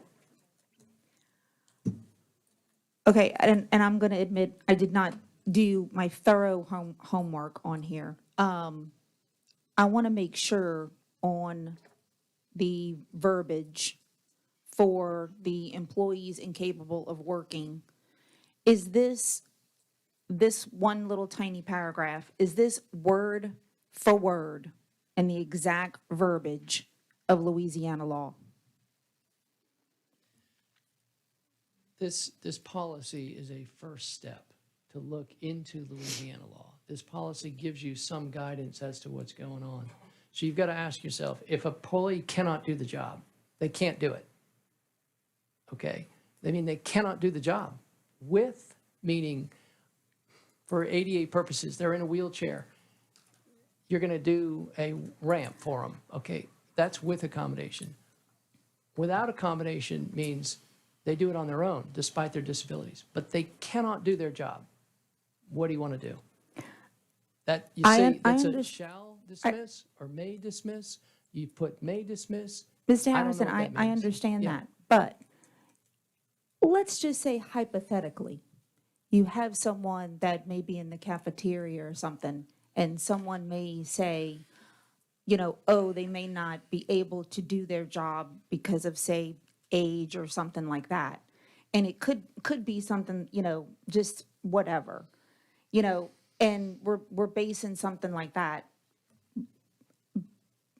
Do we take the opinion of someone, or do we go there and we watch that person do that job? Or you see what I'm saying? No, Could it's it be a matter of opinion of someone, or is it something that we can physically see and determine that they cannot do that job? Every case is different, but this That's what I'm section is saying. quoting federal law, not state. That's why I I'm could asking speak if an this is hour on word for this. word verbatim. It's referencing federal law, not state. Okay, well, okay, then is this word for word federal law? Is that what we're going It by? is not word for word. Okay. It's referencing the terms of incapably doing the essential functions of the job. Essential functions of the job is a reference to the ADA. With or without accommodation is a reference to the ADA. What controls is the Americans with Disability Act, which is in a footnote. Okay, so that's all that's saying is just someone with a disability. This is what it's going by. Okay, I guess I'm just totally wrong. Because you're hemming and hawing at me, and I'm just wondering, I'm okay. trying to be very respectful, and all of these questions you can feel, you know, through my And I'll office do, I at guess, any on my time. own time. No, you're welcome to. I want to be very clear. Your question was, does it follow state law? No, it follows federal. Federal law, okay. You asked if it was an exact quote from federal law. No. Okay, thank you. It is a reference to federal law. Okay. And I showed you the terms it were. Okay, thank you.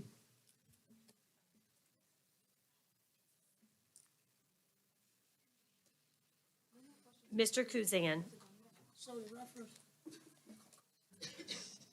The reference to the federal law is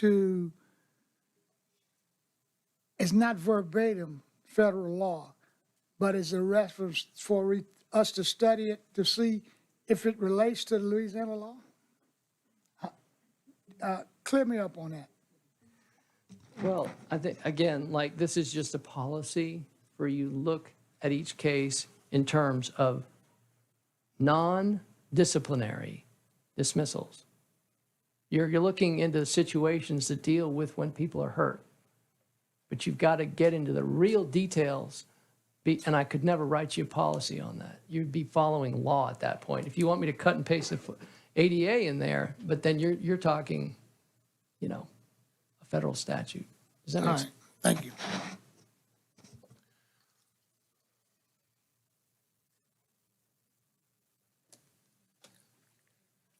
Okay, did y'all vote?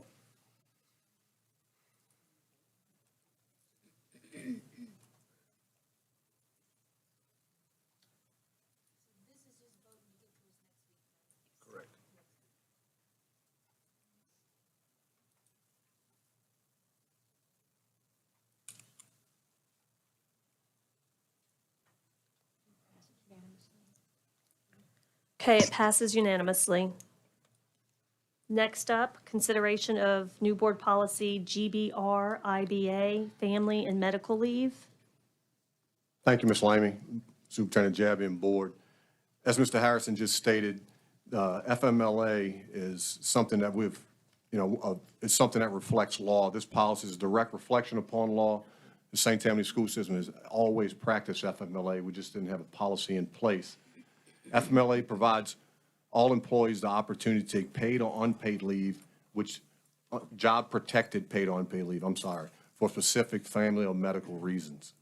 So this is already stated. They have a line item in the CBA. It does say, and it refers to FMLA, but this policy that you will adopt will provide clarity to our employees what FMLA is. But the HR department practices it currently. Okay, do we have a motion?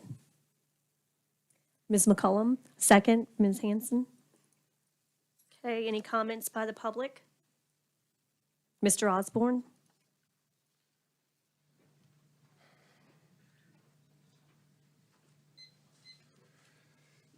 With all of these policies, if they do indeed move ahead, I would recommend that you check other districts to kind of compare side to side.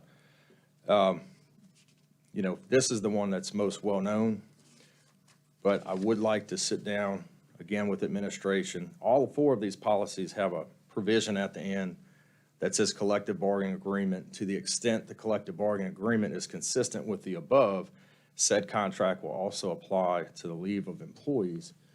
So there's a passage in the CBA that says if there's a law change or something along those lines, the CBA does have to align, but we're supposed to sit down. The two sides are supposed to sit down and put that together before we bring it to the board. So again, I keep beating that drum. I'm still waiting on some MOUs from the past, and it's like I'm spinning my wheels.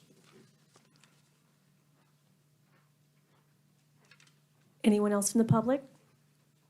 Okay, any board comments or questions? All righty, let's vote.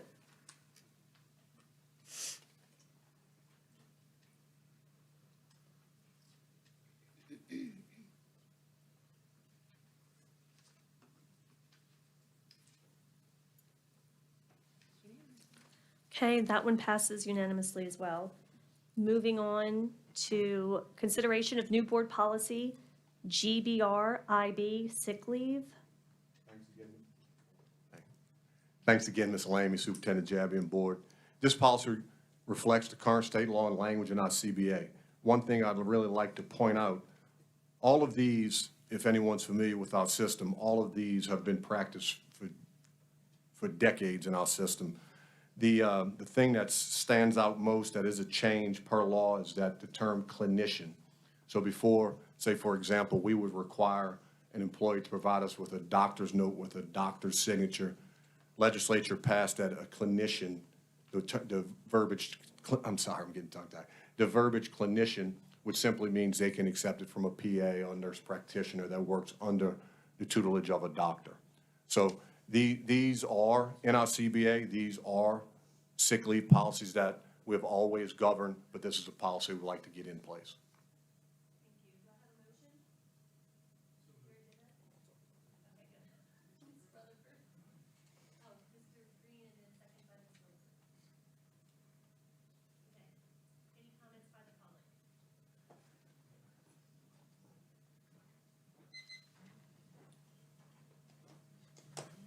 Thank you, Chairman Lemon. If you look in particular at the, it's page 4 out of 6, I don't know if you have it numbered on your screen, sick leave for assault or battery. We do have a provision in the CBA for that, but it's really a procedure that needs to be followed anytime a teacher or school employee suffers a violent attack. So it doesn't really have anything about this information, which does refer to law. It might be worded a little differently, but I want to say as a system, I think we can do better when it comes to the application of these things. So to give you a little bit of insight, when you're injured, let's say slip and fall, workman's comp, you're out 6 months, you get 65% of your pay. And then hopefully you recover and you can come back. Teachers and school employees are protected class. So if they're actually injured by direct attack from a student or even just someone on campus at the time, 65% comes from workman's comp, and then the district is to pay the remaining 35% to make them whole, 100% of their pay. The trouble comes with the two classifications of this, and it's laid out here. You have attacks from students that are directed at the teacher or school employee, but then you have what's called physical contact. So let's say one of your employees puts life and limb on the line by trying to get a kid out of harm's way and is injured in that way. Let's say they twist their knee, blow out their knee. There are limitations then. And I really don't like, notice that it says certificated or teachers can be out 1 year with 100% of pay, but school employees only get 90 days for contact. Think about that. Our paras, the data shows our paras are at close range to these attacks, and yet they're only gonna potentially get 90 days. I did want to point out that even though this comes from law, a sentence is missing, which says, there's nothing in the law that says you can't offer more. Another problem I have is something gets labeled contact that's truly assault. And then time wears on, and all of a sudden it's in question, and witnesses have moved on, students have moved on, and it becomes a battle with the district to get what's due to these teachers.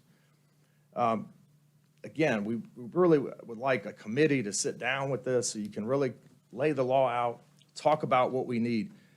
I've got paras who've been hit every day since we started school, teachers who've been hit every day. I like that Ms. Gardner pointed out the UCARU training. That may be something to get our folks, because that's what we want, prevention.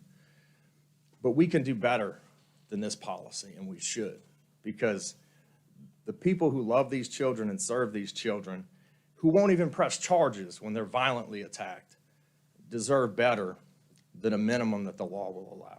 Thank you.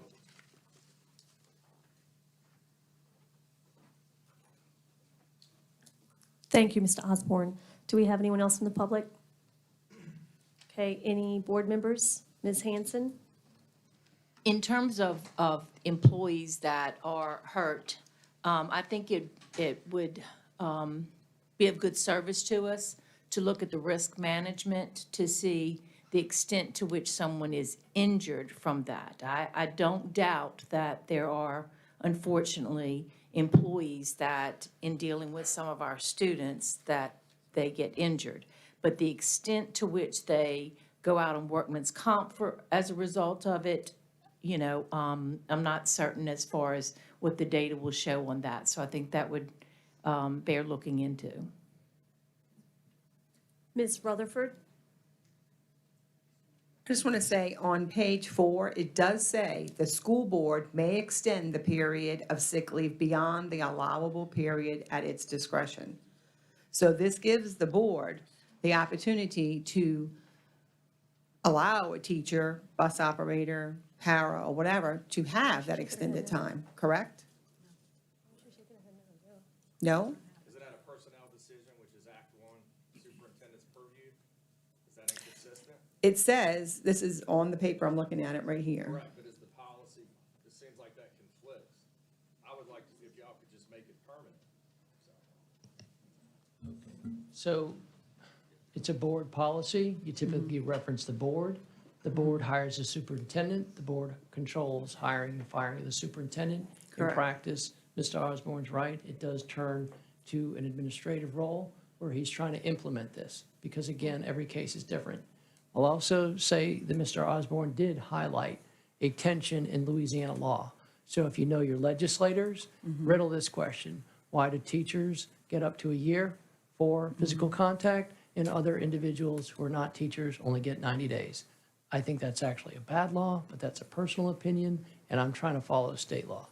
So that is an example of how we're drafting policy to parallel law, but in implementation, you've got to look at every case, and you've got to use reason to sometimes balance this stuff.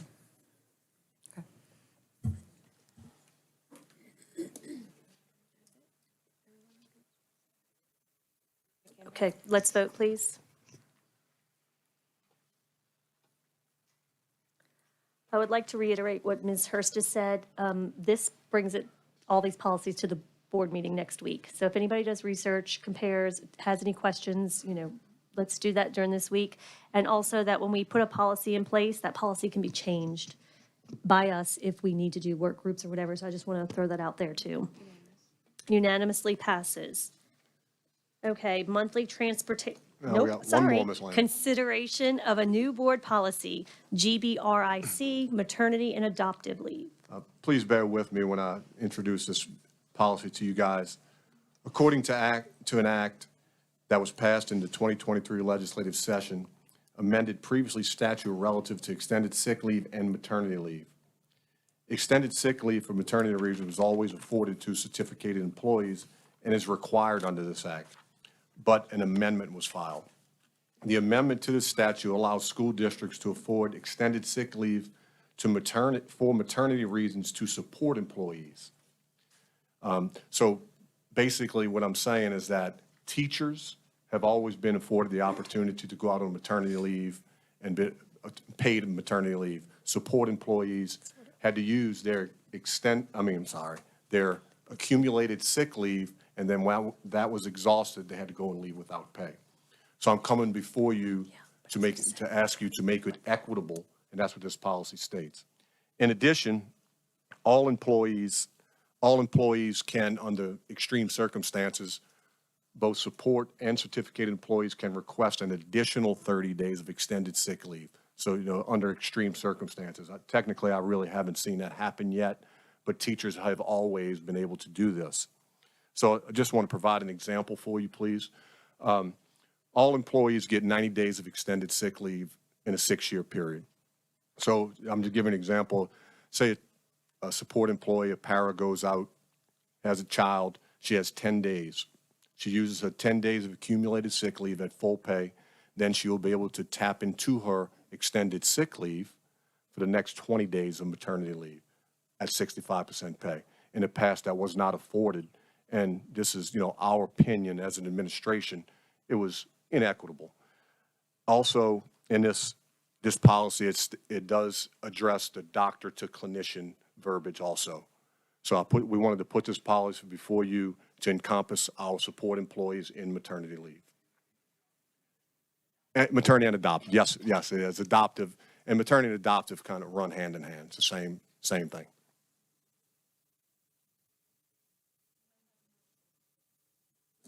I so move. Do I have a second? Mr. Kuzan. Okay, do we have any comments from the public? Mr. Osborne? Excited about the law that did pass. I mean, this has been something folks, our support employees have wanted for many years. The state level union pushed for it, helped get it passed. It wasn't a complete success. It's what's called a permissive law and empowers local districts to decide if they want to do it. So we love that this is going to be done. Because it's permissive, I think it's a benefit, it's bargainable. I love everything here, except if you could look at one sentence on application, the last sentence, I mean, I don't know, considering who's benefiting from this. Failure to comply with the notice and other requirements of this policy may be considered willful neglect of duty and may result in disciplinary action up to and including termination. That just seems kind of harsh if we're talking about newborns and maybe new mothers. Maybe soften that a little bit, but we understand everything has to have an application and a process. We get that. But I am excited about this one. Thank you. I just would technically, please clarify that. That verbiage is in the policy in the event that someone is supposed to return to work and was cleared to return to work, so we have the authority to address a situation like that. Got it. Okay, anybody else in the public? Okay, any board comments or questions? All right, let's vote.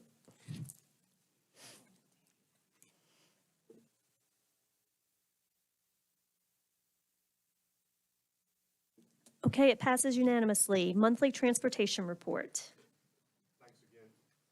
Keep turning it on. Thanks again, Ms. Lamy, Superintendent Jabby, and Board.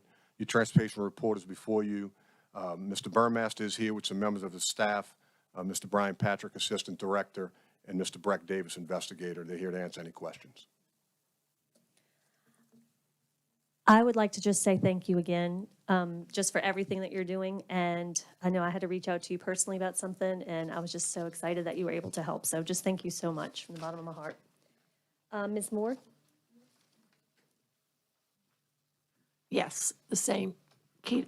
Kudos to that, because again, yeah, he helped me out with one of my constituents, and I do appreciate that.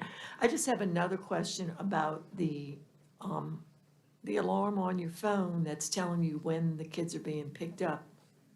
What's going on with that? I have a grandson that's never been on time to school the whole year. My little alarm goes off and it says he's within 5 minutes. School started 20 minutes ago. And I'm like, okay. We can adjust those notifications. We might push a message out to the parents. Because again, it's just, as it goes through the subdivision, you can control how you want your notifications to be. And I can help with, we've gotten many calls about that. And I can show you personally. If I'm there that morning, it's nice to know within the 5 minutes. I don't have to go out and sit and wait.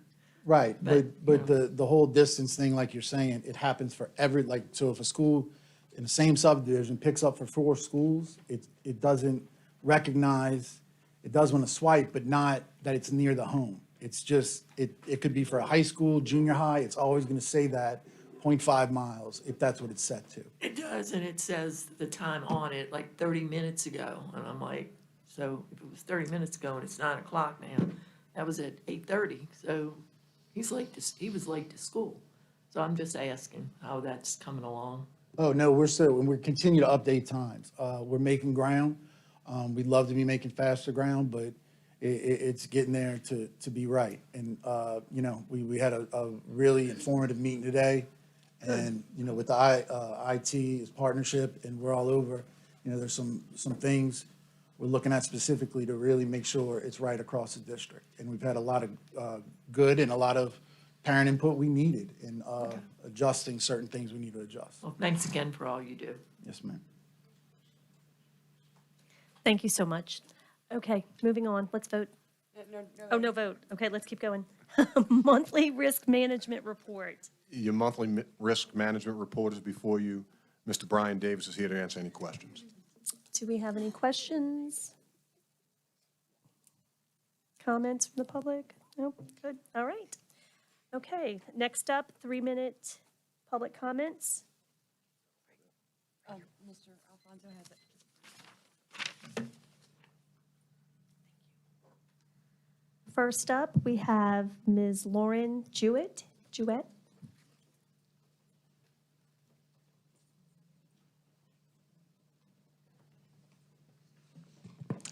Good evening, Superintendent Jabia, the St. Tammany Parish School Board, and all of our community members. My name is Lauren Jewett, and I wanted to remind each of you of the important election on October 14th, and that early voting is still taking place.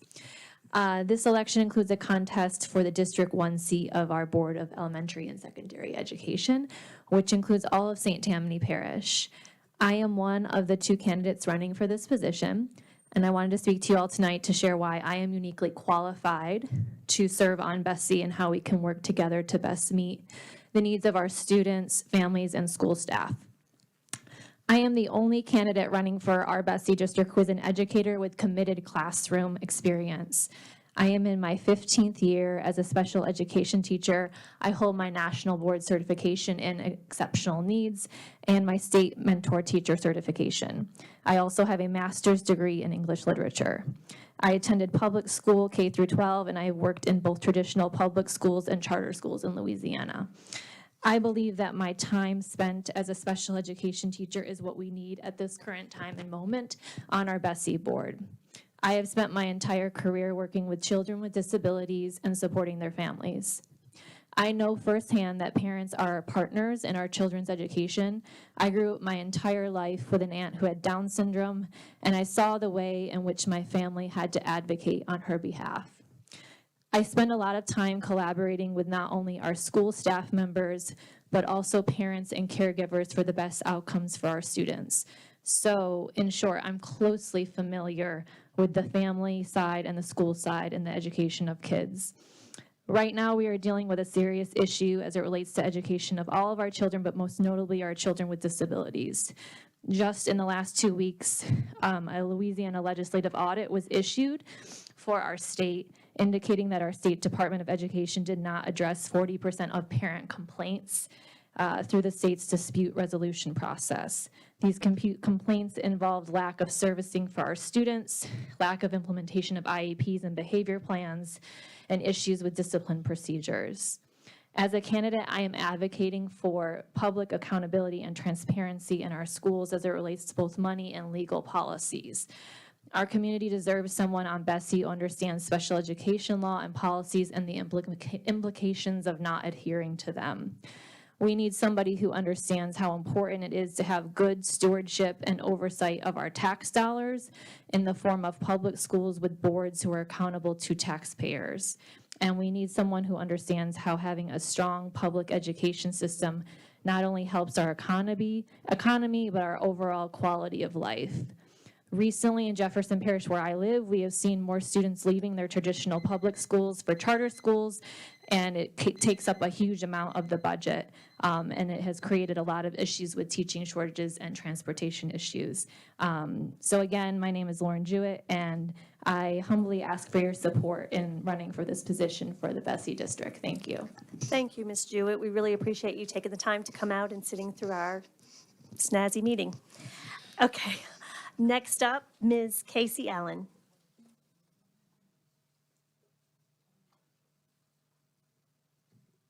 Thank you for having me. My name is Casey Allen. I'm running for Judge Division B of the 22nd Judicial District Court. That covers all of St. Tammany and all of Washington Parish. So if you live in either of those parishes, I will be on your ballot. For the past decade, I've been working as a prosecutor. I have been on the ground, in the trenches, trying the very difficult cases involving domestic violence and sexual assault, crimes against children. My passion has been domestic violence and crimes against children. Prior to my career as a lawyer, I actually worked as a teacher for 2 years in Madrid, Spain. I worked in public schools over there, in elementary schools, in a bilingual school. I taught English, reading, and science. So I know the hard work that teachers do, and I know how tired they are on Friday afternoons. My husband and I, we have 3 children.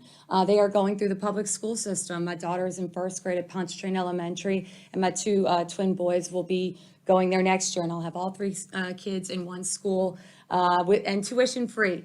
We are big public school advocates. I am very involved in my daughter's school.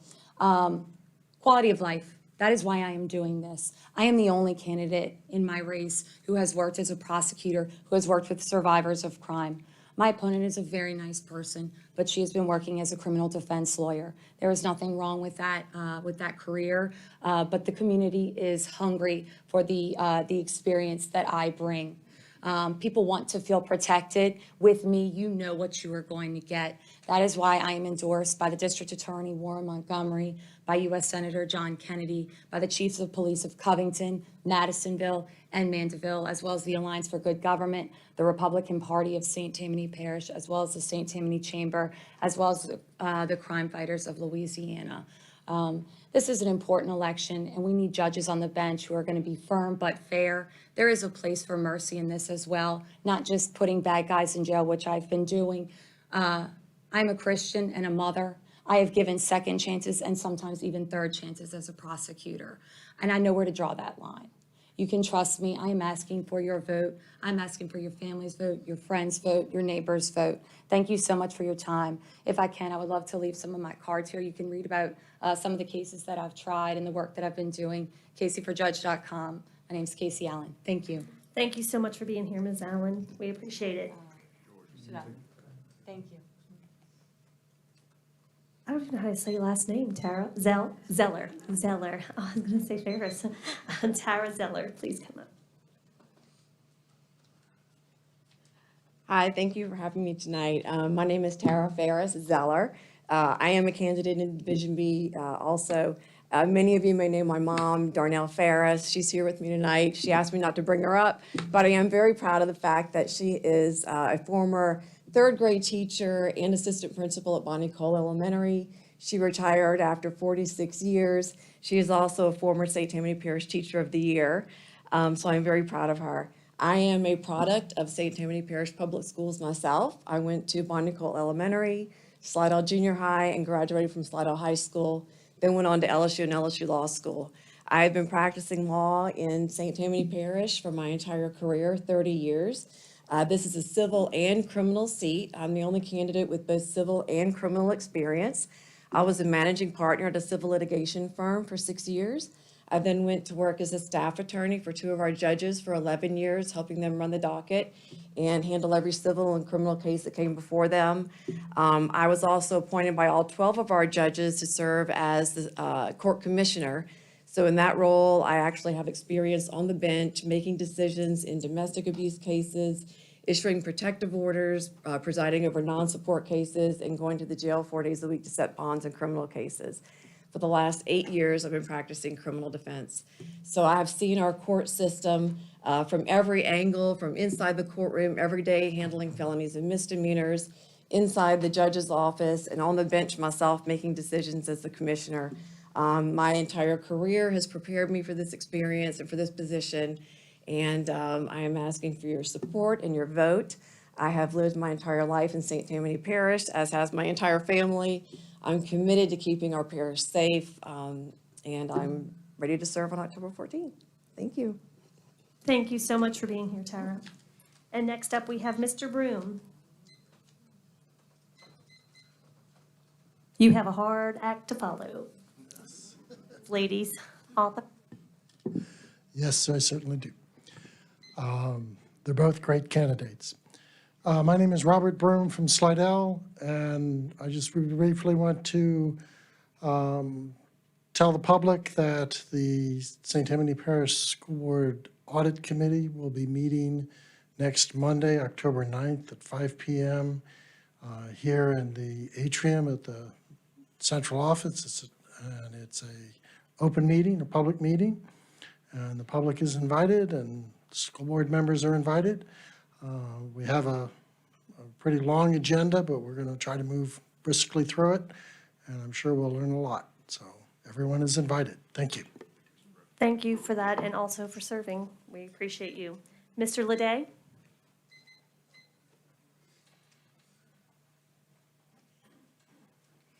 Good evening again, Board and Superintendent Javia. I'd like to talk about a MO that was put on the books for support workers / maintenance people. And first, I got to take my hat off to Brad Taylor because he submitted all our additional training. But the problem has encountered that the EPA training that I received for refrigeration by Freon is supposedly doesn't apply to my certain job classification. Well, if you would ask any teacher or any person without AC, the ability to buy Freon or possibly to charge a system, that's pretty important. The education and the test that you have to take from the EPA is a very grueling test. I doubt most people could pass it. I know most can't pass all sections like I have. But I'd like for the board or any administration to reconsider this as a pay increase because it's training. It's training from the EPA. It's certification from the EPA. What is more relevant for what we're all called in my maintenance department as general maintenance workers. It's very relevant. To me, being able to do that, I can tell you, a lot of teachers that didn't have AC, I bet you they wish we could have charged them, right? Wish we could have fixed them, right? So that training's pretty relevant. So what we don't want is, we don't want young people to come into maintenance or older people to come into maintenance, get this certification, and then turn right around and go into the private sector. Because that's what's going to happen. That's what's been happening. I mean, why would you stay? You're not getting any benefit from it. The bosses are trying to help you, but the administration's saying it doesn't apply to a general maintenance worker. So let's see if we can change that. Let's see if we can make it better. Thank you. Thank you, Mr. Leday. Mr. Osborne.